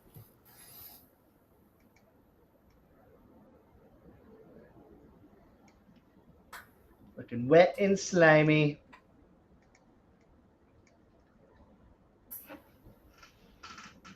I swear we're going to play some music at some point.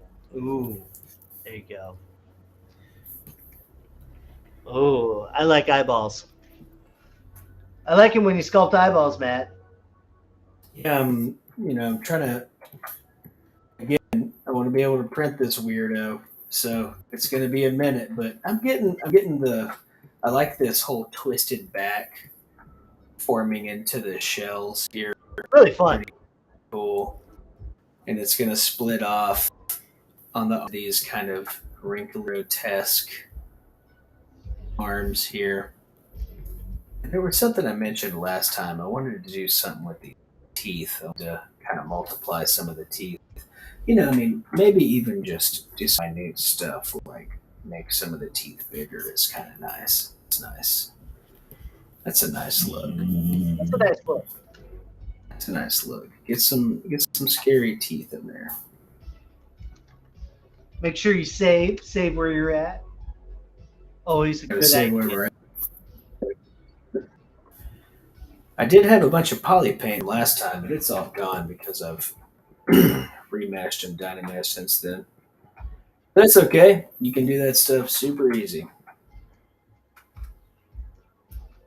There we go. Now it's starting to look good. Jimmy Von Timmertown. Yeah, see, there's your reflection. Nice. Yeah, we got it now. Now, sometimes it's just a little bit of dialing. Dude, I mean, the shit takes forever sometimes, dude. It does. I mean, you can tweak and tweak and tweak and tweak.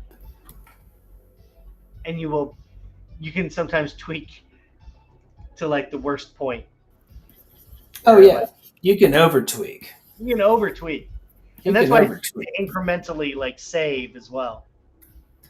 Dude, actually, one thing that I did want to share, and I'm sure that you do this all the time, but just the clay brush, like the clay buildup, It's the greatest brush of all time. You can get, I mean, just doing this and then smoothing it, you've just got like an organic variety of like organic breakup right there. You like, go in here with small circles. You do back and forth. You do diagonals. You smooth it, and it's like look at that, dude. Like there's musculature in there. There's texture in there. Like it's insane. So people are always hung up on, especially new artists. They're always like, oh, what brush do you use? It's like, dude, I use literally just to move standard clay. Yeah, exactly. Standard. Like that's it. Like that's the smallest amount of stuff. Yeah, like because it's all about the artist, not the tool, right? Like that's why you see these people with using their cell phones making incredible sculptures with limited tools on some 3D sculpting app. It like doesn't matter. Yeah, you just need to spend hours doing it, and you just like, okay, well, I know what I need now, right? Yeah. It doesn't mean don't pursue all the cool new things. It's just mainly don't get lost. Don't get lost in like what's what, right? Yeah, I mean, like ultimately, you can. There's always going to be like a new trend or a new toy to play with, but I always find I'm going back to sculpting or drawing. Doesn't matter. Oh wow, we got a lot of people joining us now. Oh, cool. Hi everybody! If you're just joining us on Creature Corner, hello human people. Hello humans. I am not a lizard person, and Jared is most definitely not a lizard person as well. We are not lizard people. We guarantee it. Although I did miss my basking session on my fucking rock today. I had the juiciest fly the other day. And man, I wanted to text you about it. Dude, don't make me jealous. It was so yummy. I do not want to be jealous about flies. It's like a gusher, but like see that 90s nostalgia hitting with the gushies. With the gushies, I mean, you know how I feel. There we go. We're getting into veinage. We're just going straight into it because we want to bond that just John Carpenter anatomy from the thing. So good. Into some human elements, right? And I've got these. It's weird. I pick and choose these landmarks, right? Like, so here is on this like screen right side is kind of like my left arm. Then on the right side, you've got these muscles coming out as like a separation of the right arm, and everything else is just arachnid madness. But on some of these parts, you're going to want to pump in that human element into your sculpture to get that nice little creature jambo. Yeah, put something human next to something inhuman. Yeah, exactly. Disturbing. Right, because you've never seen bulging veins on a spider. It doesn't happen. It's really weird. But it's really weird. Really, it's pretty weird, guy. But if you pop it in on your sculpture whenever it's a spider human man, this is Tom Holland's true form. Tom Holland. On that subject, I want to see Doppelganger, and I want to see it right now in the MCU. Actually, so much that might be my next. You mean Ben? Yeah, that might be my next personal project. I'm going to do a Doppelganger for Which the one's MCU. Doppelganger? That's not Ben Reilly, is it? No, dude. Doppelganger is Carnage and Scream's pet in Maximum Carnage, and it's literally Spider-Man with 8 arms, and he's got venom teeth. It's that's what I'm gonna do next. I'm gonna figure that out. Oh, I see what you're saying. Yeah, it's Doppelganger. Oh, I know this. Maximum Carnage. Yeah, that's rad. I mean, we could do some hero stuff. Oh yeah, I'm doing Doppelganger. I would love to do. I'd love to do some rogues gallery. Oh, okay. You know what I mean? Yeah, I feel it. I mean, maybe some Creature Town rogues gallery stuff. It'd be fun. Yeah, I'm gonna do Doppelganger. Have a good time with it. I mean, I'm gonna finish this one first, though. Yeah, I mean, we're gonna finish it.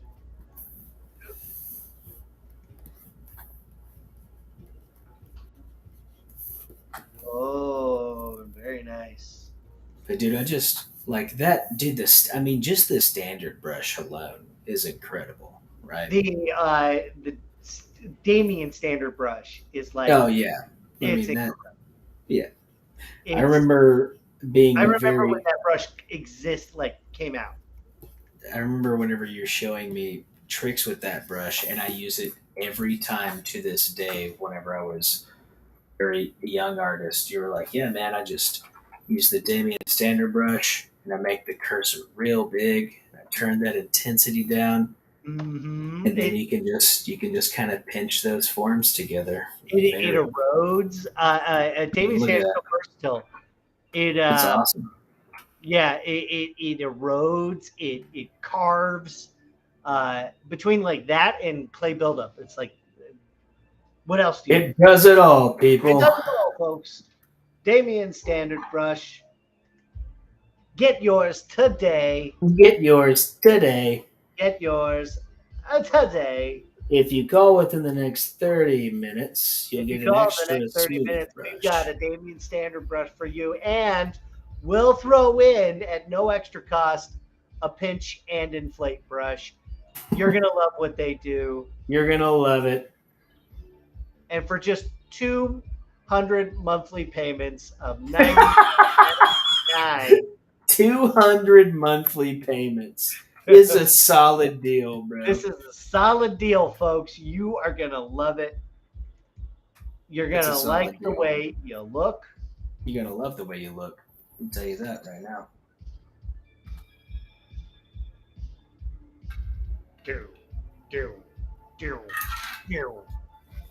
Spooky. Oh, your mom believes in lizard people? That's cool. I believe in lizard people. I have a lizard people. They are a myth.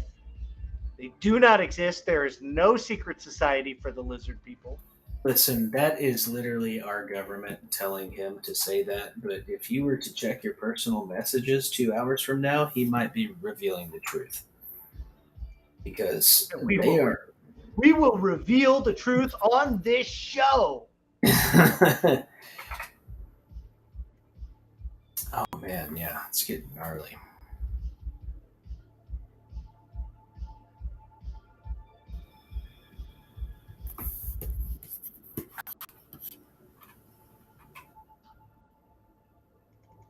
We will reveal the truth on this show about the lizard people.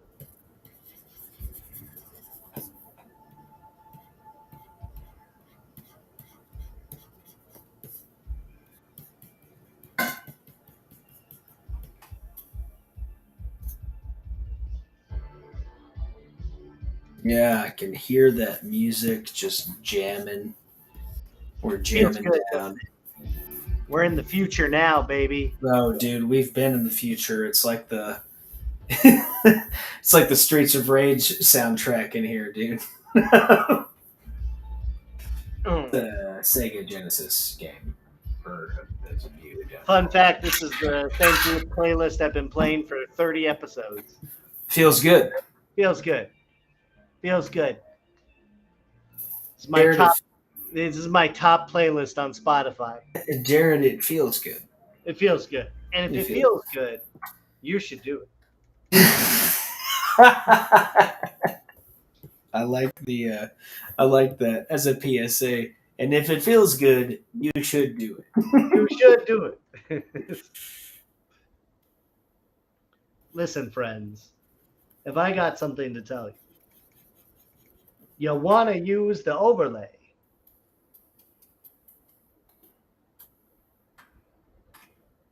Or don't. I don't care. Don't mock me.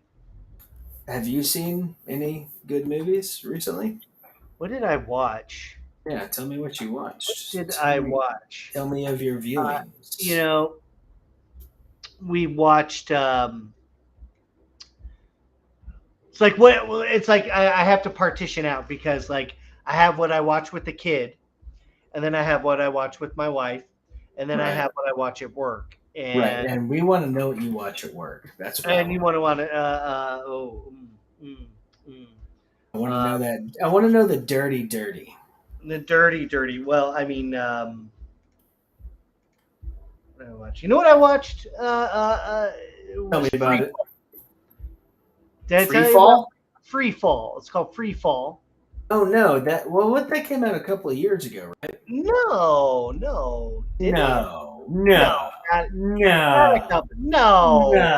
Don't ever. Don't. That was like that came out like last year. Okay, so a couple of years ago. That feels like a long time ago. 1998. That's a long time ago. It's like 2000. No, not Free Fall. It was Windfall. Windfall. Never heard of Windfall. You were right. Free Fall and Windfall. Anyway, yeah. What is going on? Yeah, tell me your story. Anyway, so Windfall stars Jesse Plemons. His last name is Plemons. His last name. You might know him as Meth Damon from Breaking Bad. Meth Damon? Okay, you don't know him as that. I have seen Breaking Bad. I do not remember Meth Damon. Come on in. We have a special guest who apparently did not stay past his bedtime. Oh, we got a young man. Let's see the young man. Come here. Come say hi to the people. You want to say hi? We got Spider-Man coming to say hi. Come hang out, Peter. There he is. Look at him. There he is. Hi. What's up, little dude? How you doing? You see what you got? What do you see? He is thrilled to be on camera right now. Look at him. Do you want to say hi to Matt? You know my friend Matt. Hey, Liam. Hey, buddy. He's having the best time. Like, hi. Daddy's making monsters.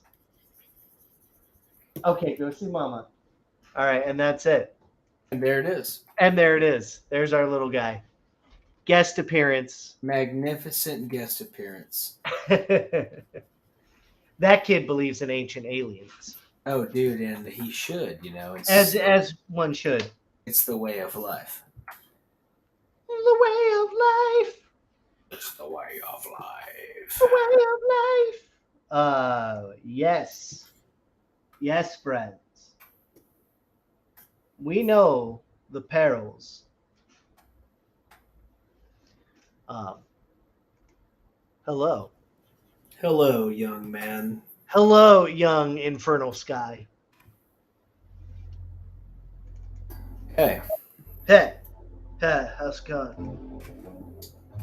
Yeah, I'm feeling good about it. I'm feeling like there About, is. about Spider Person? Yeah, I mean, he's having a bad time. Uh, those are the facts.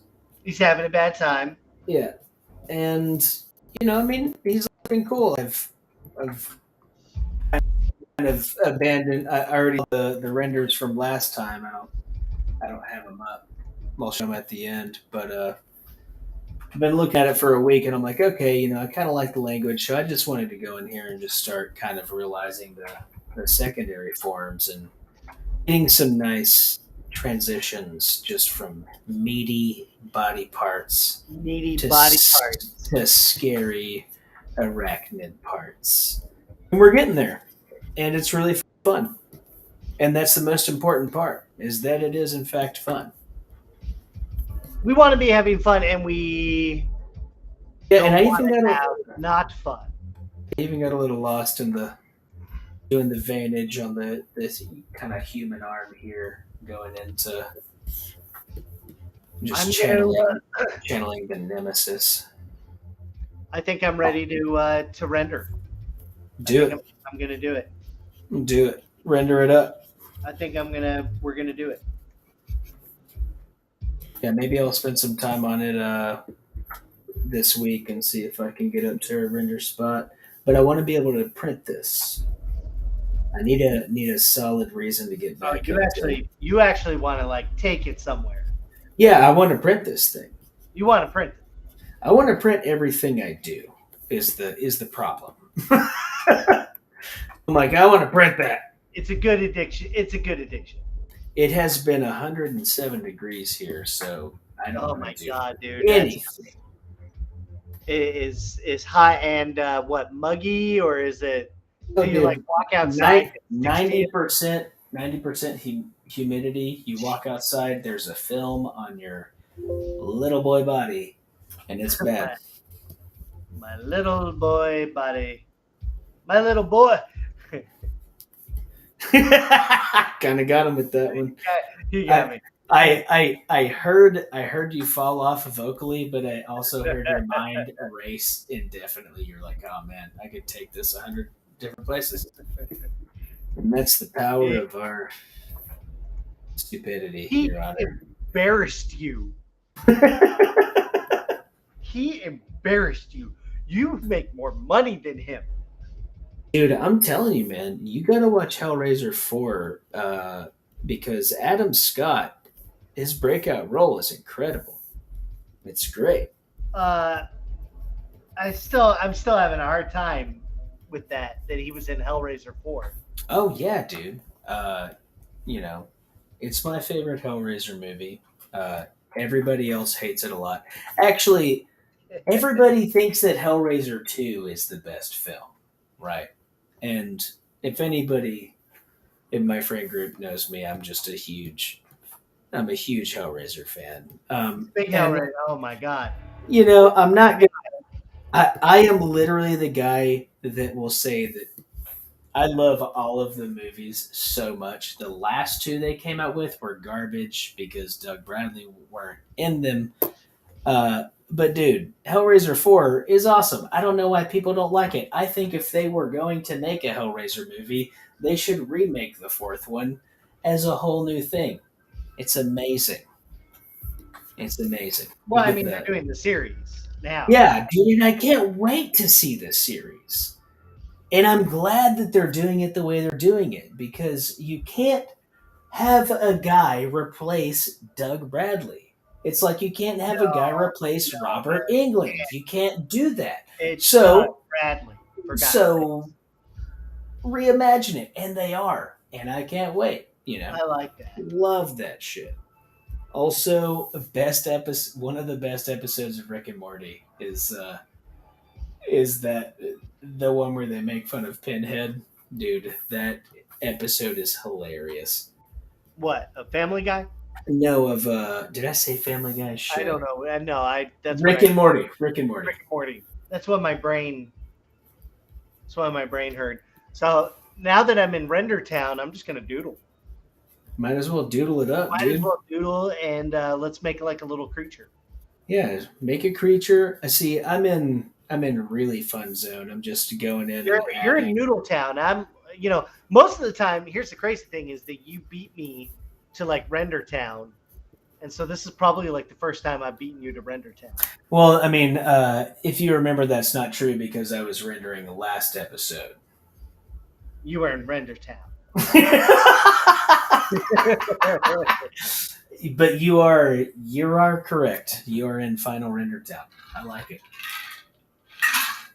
This time. I'm just being a dick. Been a day. I don't know what should I draw. I was thinking it should be like some kind of freako or some kind of weird boy.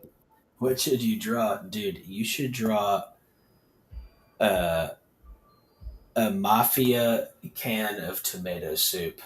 Mafia can of tomato soup. Okay, we have a challenge. All right. That's where we're going. That's All where right. my brain went. No, this is good. It's like It's honestly, I felt like what I did was, I felt like if I was in that position, what I would want someone to say to me would be, draw a mafia can of tomato soup. can of tomato soup. You know what? I'm always up for a challenge because comfort zone stuff. Get you out of your comfort zone and get you drawing mafioso tomato can. We It's like it. Tomato, like a paste, like a fish paste or something. Fish paste. I'm gonna die. Hold on, I'm dying. I'm sorry, I killed you. Sorry. Oh, dude, I'm glad you brought it up. I shared a video with Jared about the creation of this street soup called Loach soup. If you want to know what like our chats are like, it's not much different than the street, really. Yeah, it's probably about 20% more vulgar, but it's about the same. That is accurate. That is very accurate. Much more vulgar. All right, so he's a tomato can. Right, it's tomato soup. Tomato soup. Yeah, tomato soup can. But he's a gangster. But he's a gangster. Yeah. And I'm secretly, yeah. Like a Scarface kind of like gangster. Yeah, 50s, 40s. He's like, Tommy gun. The Tommy gun, you know what I mean? Yes. He's a gangster. Totally with the Tommy gun. Yeah, he's a gangster. Okay. I'm going to have to you're going to make me look up a Tommy gun so I can actually draw it. It's okay. It's a Thompson with a drum mag on it. Well. And I'm going to give him thick eyebrows. Yeah, you got to go Muggsy on it. Muggsy, he's like, meh. Yeah, Muggsy, yeah. Maybe like a pencil thin mustache. See? Let's see. Yeah, right here. Yeah, there it is. Look at him. Okay, we're getting there. Yeah. Work in progress. He's kind of tipped over. He's kind of tipped over. Yeah, it shows his character, right? He's been through some stuff. Also, it's shows his attitude, right? It's this is how I carry myself. Maybe he's at like a black tie event for soup cans, tomato soup cans. Yeah, of course. Okay. A little bit of his logos popping out, but not too much. He's trying to look nice. Tommy gun. But it should be a tomato gun. Oh. Tomato. If it is a tomato gun, he would be shooting his own people out of the gun. He would be shooting about it. You got to think about it on But he's the soup, though. On he's a not the cultural tomato. level. No, but he's made of tomatoes. But he's not. The only other thing is water. But he's not They need to be shooting bullets. I'm telling you. shooting bullets. Or tiny cans of tomato soup. Wait, so it's shooting tiny cans of tomato. Okay. All right. Little miniature. It's bad. It's really bad, folks. It's bad. I really like it. But this is what you're supposed to do when you're rendering: is you take a break, we had draw a mobster made of tomato can, made of a tomato can. We got someone. I'm Italian. It's 7 a.m. You guys are cool, but I don't know what the fuck is going on. That's great, man. That's same. That's how we feel. We don't know what's happening either. We don't know. Yeah. We're just like we're along for the ride, like everybody else. We're kicking it. We're just kicking. Just kicking this chicken. We're kicking chickens. I already got them rendered. Boom. 4 minutes. Now we're going to swap up the materials. So I'm going to add a multi-material. Then I'm just going to drop in like a little translucent boy, or maybe like a thin film. Oh, I know. Like perhaps a thin film. A thin film, if you will. Your Honor. Your Honor. Perhaps a thin film. Your Honor, it was suggested to my client that he apply a thin film material. And that's when he went insane.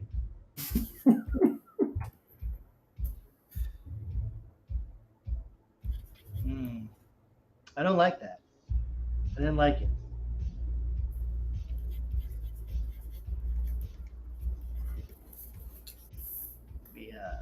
Glass.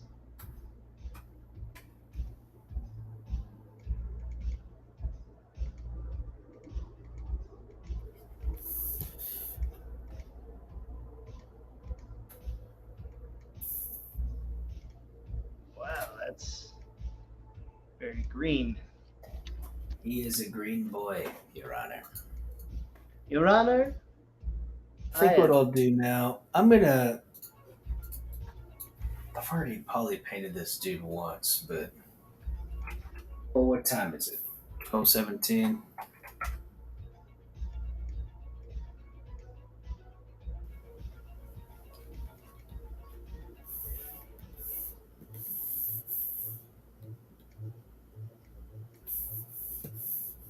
We got a question here. We had a question? I haven't checked it yet. What did it say? What do you think about the new AI software able to make art as good as a person as a digital artist myself? I am very much troubled by this new technology. Well, that has been a lot of our... Man, you're going to be in for a surprise because our prompts tonight are generated from AI.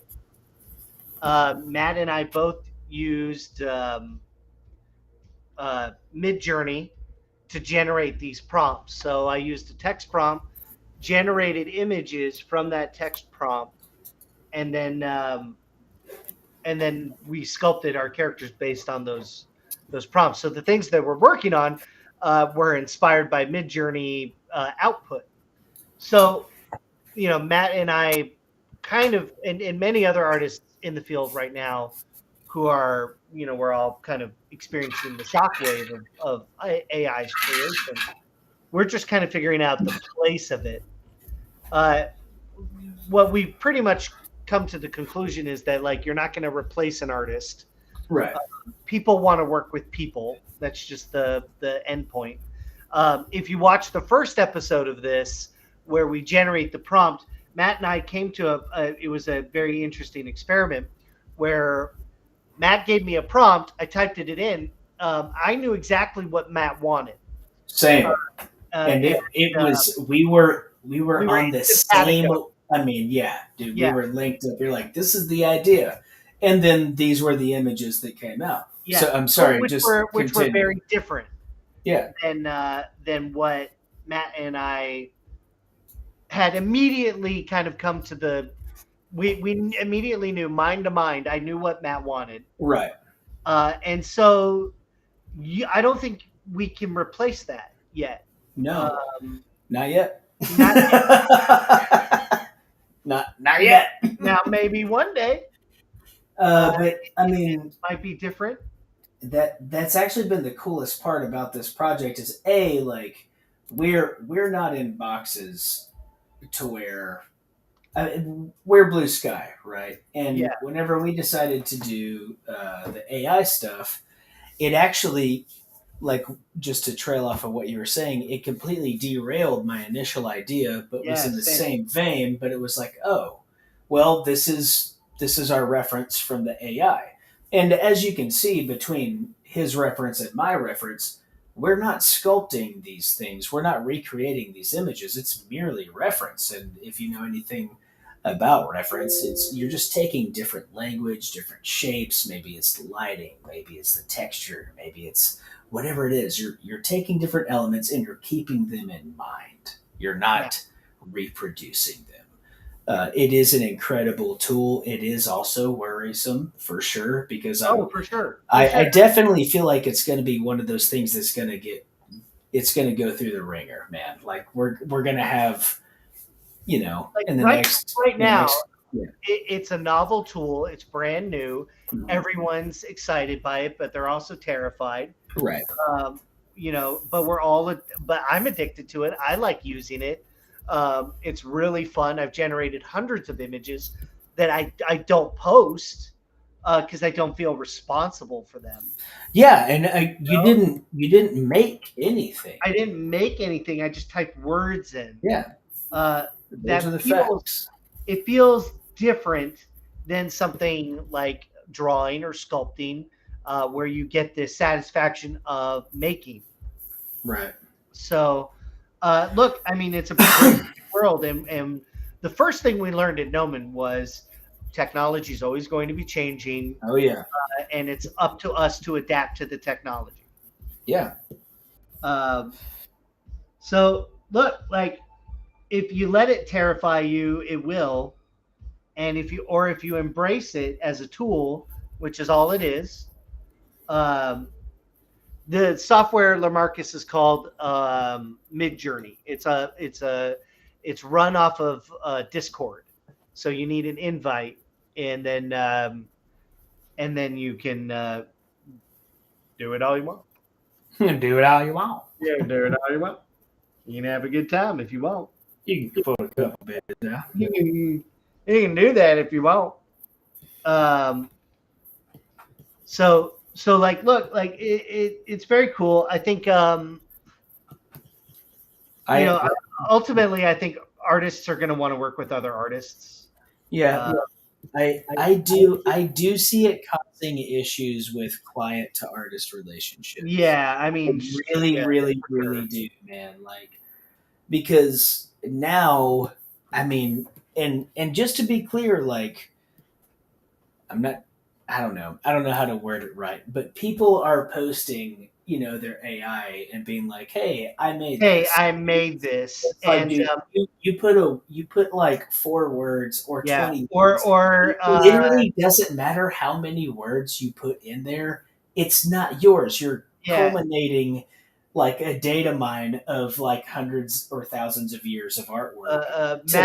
Matt sent me a post of a dude who had posted an AI creation, and he said, "Thanks, thanks to blah blah blah artist. Now I'm a Lucasfilm right."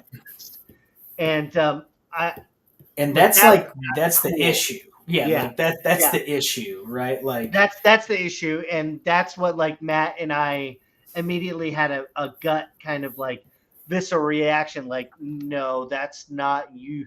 You did not do that. You did not make that. So that's going to be hard, and it's going to be hard to like maybe explain to people why that's not cool.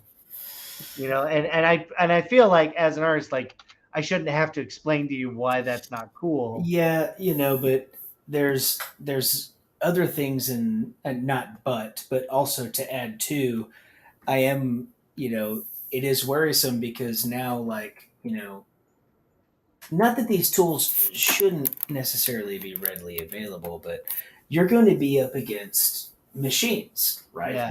You're gonna be submitting artwork to a client, and they're like, oh, well, I typed in my keywords and I want it to be like this. And then ultimately what happens with like some of these types of clients, whenever they say I want it to be like this, they're like, I want it literally to be this. Yeah, like, I mean, they I will- want to recreate this. And then you're like, okay, well, what's going on here? You know, so I do feel like there's you know, where it's at right now, there is a place for it, and I'm very interested to see what it's going to be in a couple of years, man. Like, well, I said it earlier a couple of weeks ago. It's Interesting. like they're going to be doing 3D meshes on this shit. you yeah, know? yeah. Interesting thought here is people are already saying technical skills won't matter soon, and teams are going to become much more smaller. I don't believe that. Not a chance. Not a Not a chance. chance. Not a chance. No. That's where everything falls apart, and you need humans. Dude. Yeah, you need Yeah. people. You need devs. You need coders. You Yeah, need you. shaders, shader arts. Like if you're gonna, because right now AI art is just it's for concept, so it's a bunch of concept people freaking out. Pretty soon, I mean, you're putting video input too, sure, but I don't know if that's a full replacement yet. No, not even close. I mean, You know? is it possible? It's possible. I think everything's possible to a pretty serious degree. Yeah, but I mean, and you're but gonna also, have to like, have you're gonna have to have people involved in very many ways. It's not even really. It's fast lining like a little bit of it, but ultimately you're gonna have to have people to go, and it's just like mocap. Everybody thought mocap was going to be this crazy thing, but what do you have? You've got 1,000,000 hours of mocap and 1,000,000 hours of animation that needs to be cleaned up with Yeah. animation artists, right? And then whenever you get AI to clean up your animation, you're going to have humans go in and make sure that all the keys are right, and that Yeah, exactly. and then it's actually still so. I mean, and then you're gonna have, I mean, and that's just on animation production side, but like on a concept side, you still have to have an artist go in and clean it up, make sense of it. Yeah, yeah.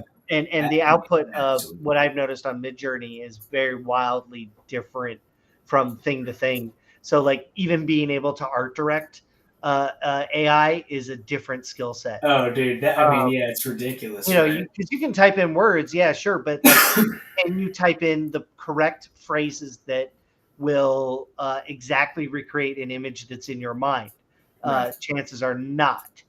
But like any sufficient technology tends to create tenfold amount of jobs just to manage it. Look at CG. They said CG would be the death of animation. It was but basically the they birth said of it. technology will get better and teams will get smaller and the same thing. And look what happened. Now CGI animation is its own industry with smaller cottage industries within that industry. Yeah. So like the opposite effect could happen where AI ends up generating more work for people because now people think they're artists and they're typing in words, and now we need more artists to go in and clean up more AI. It's Exactly. we don't know the effects right now because it's still a novel tool. It's a novel tool set. There are ethics, you know, and things definitely to be concerned with, but this is the Wild West. We don't know what's going on.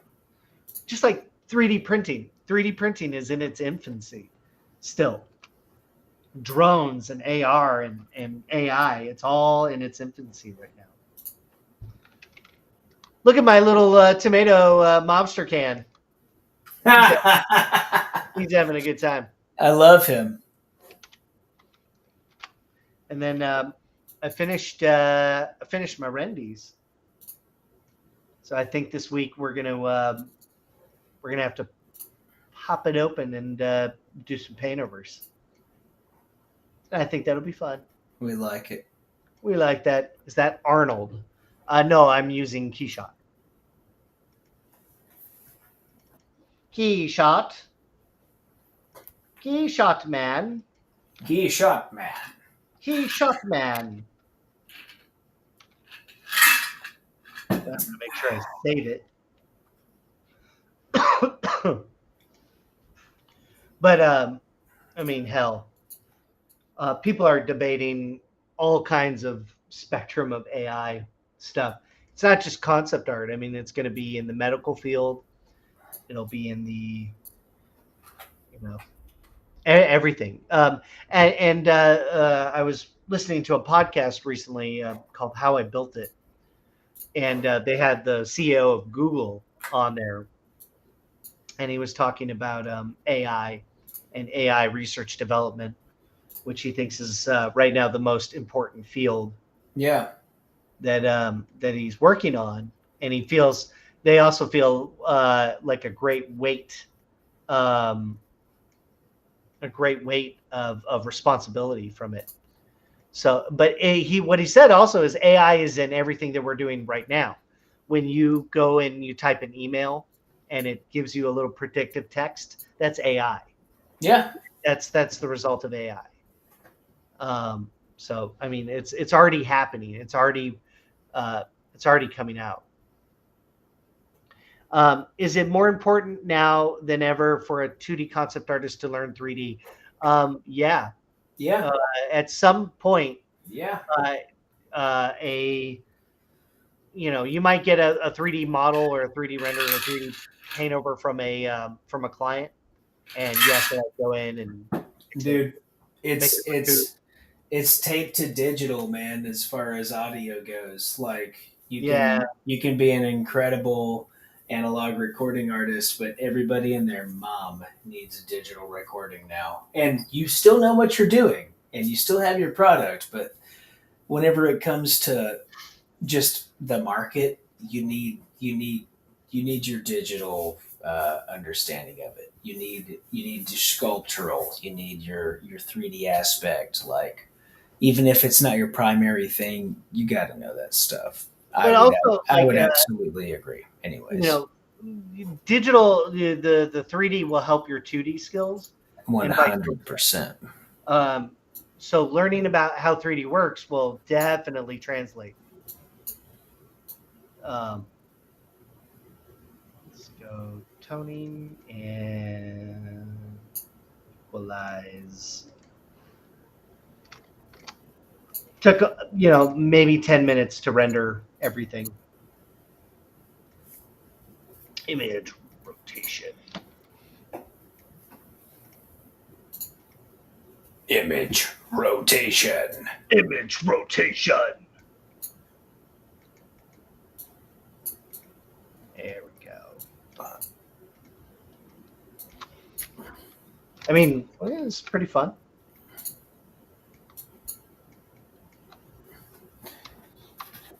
Okay, I'm going to bust open where I was and see where I'm at now.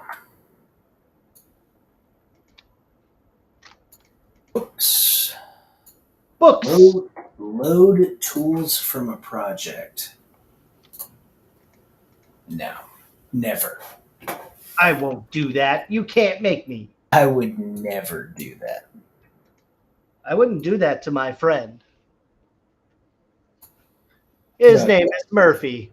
It's about time for me to call it, big bro. Oh, it's time to call it. Well, I'm kind of in that same space right now because I'm just going to hit Concept Town. Yeah, here we go. So here I got with the Photoshop crash. Oh, dude, you got the Photoshop is pretty I know, right good. at the end of the night. Isn't that nice? Photoshop is pretty good about screwing up the end of the night. I hope I didn't lose my tomato sketch.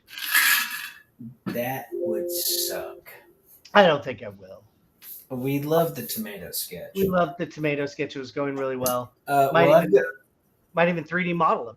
I've got my dude. I would love that. I've got my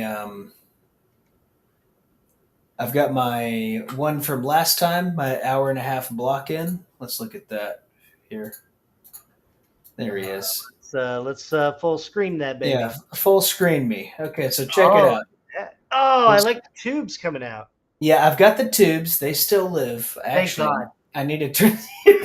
Thank God. Jesus. Well, I was worried you might not do tubes. Oh, we need the tubes. Dude, my dog is a tube and I'm all for tubes. So here's the deal. Check this out. I think one of the things that I really focused on fun. I mean, look at all this garbage back there. Again, it was an hour and a half garbage.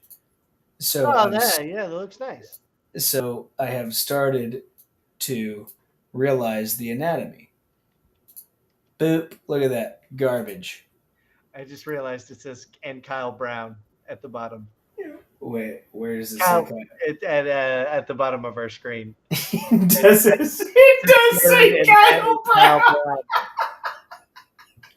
I wonder if it's Kyle, you are with us in spirit. Has it said that the last like 5 episodes?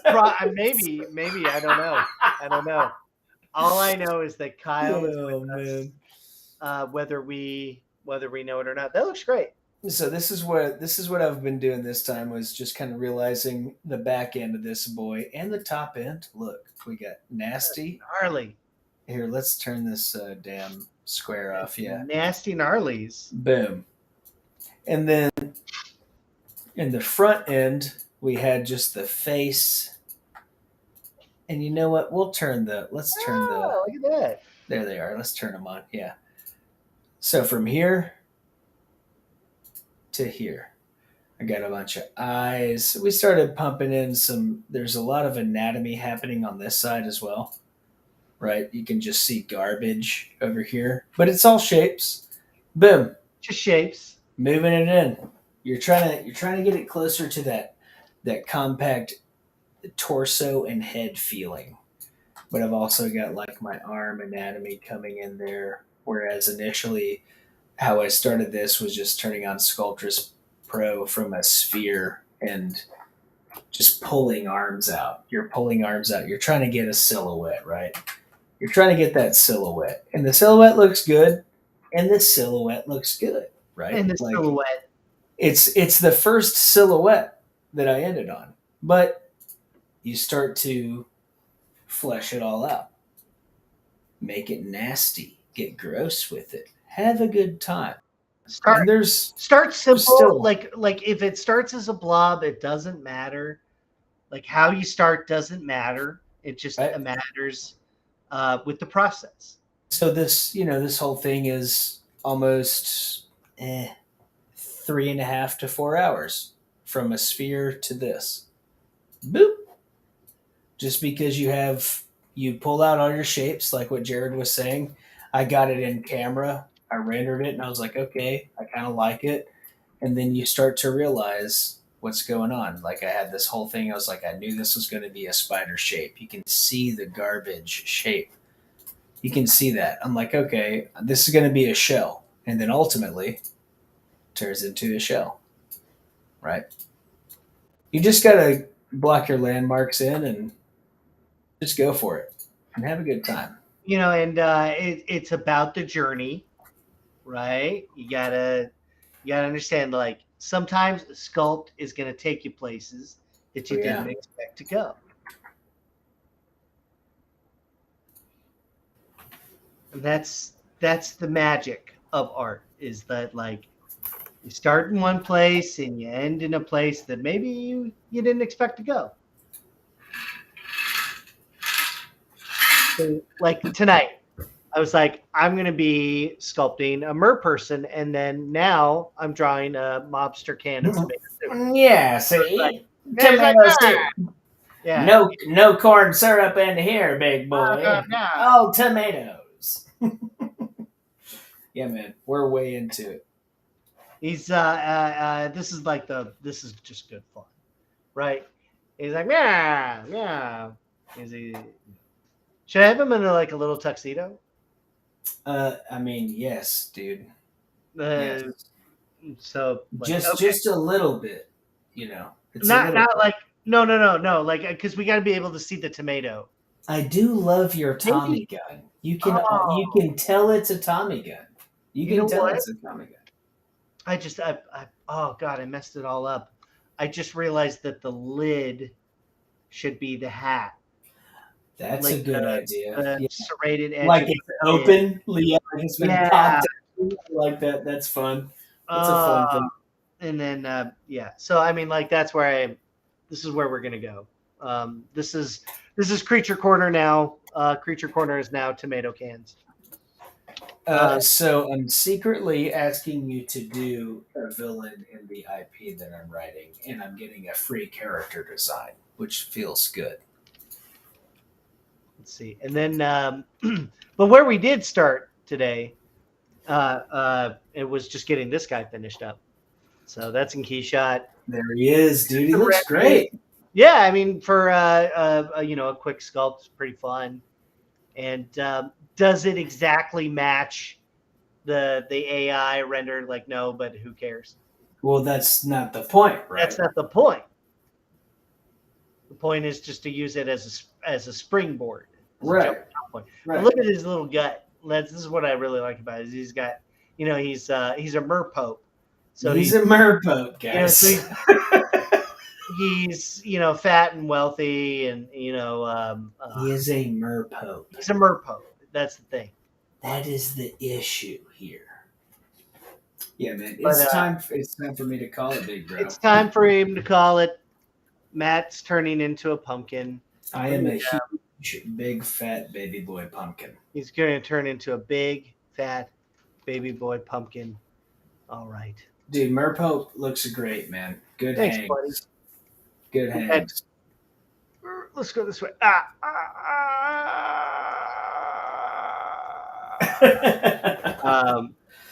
Thank you all for coming out tonight and hanging out with us on Creature Corner.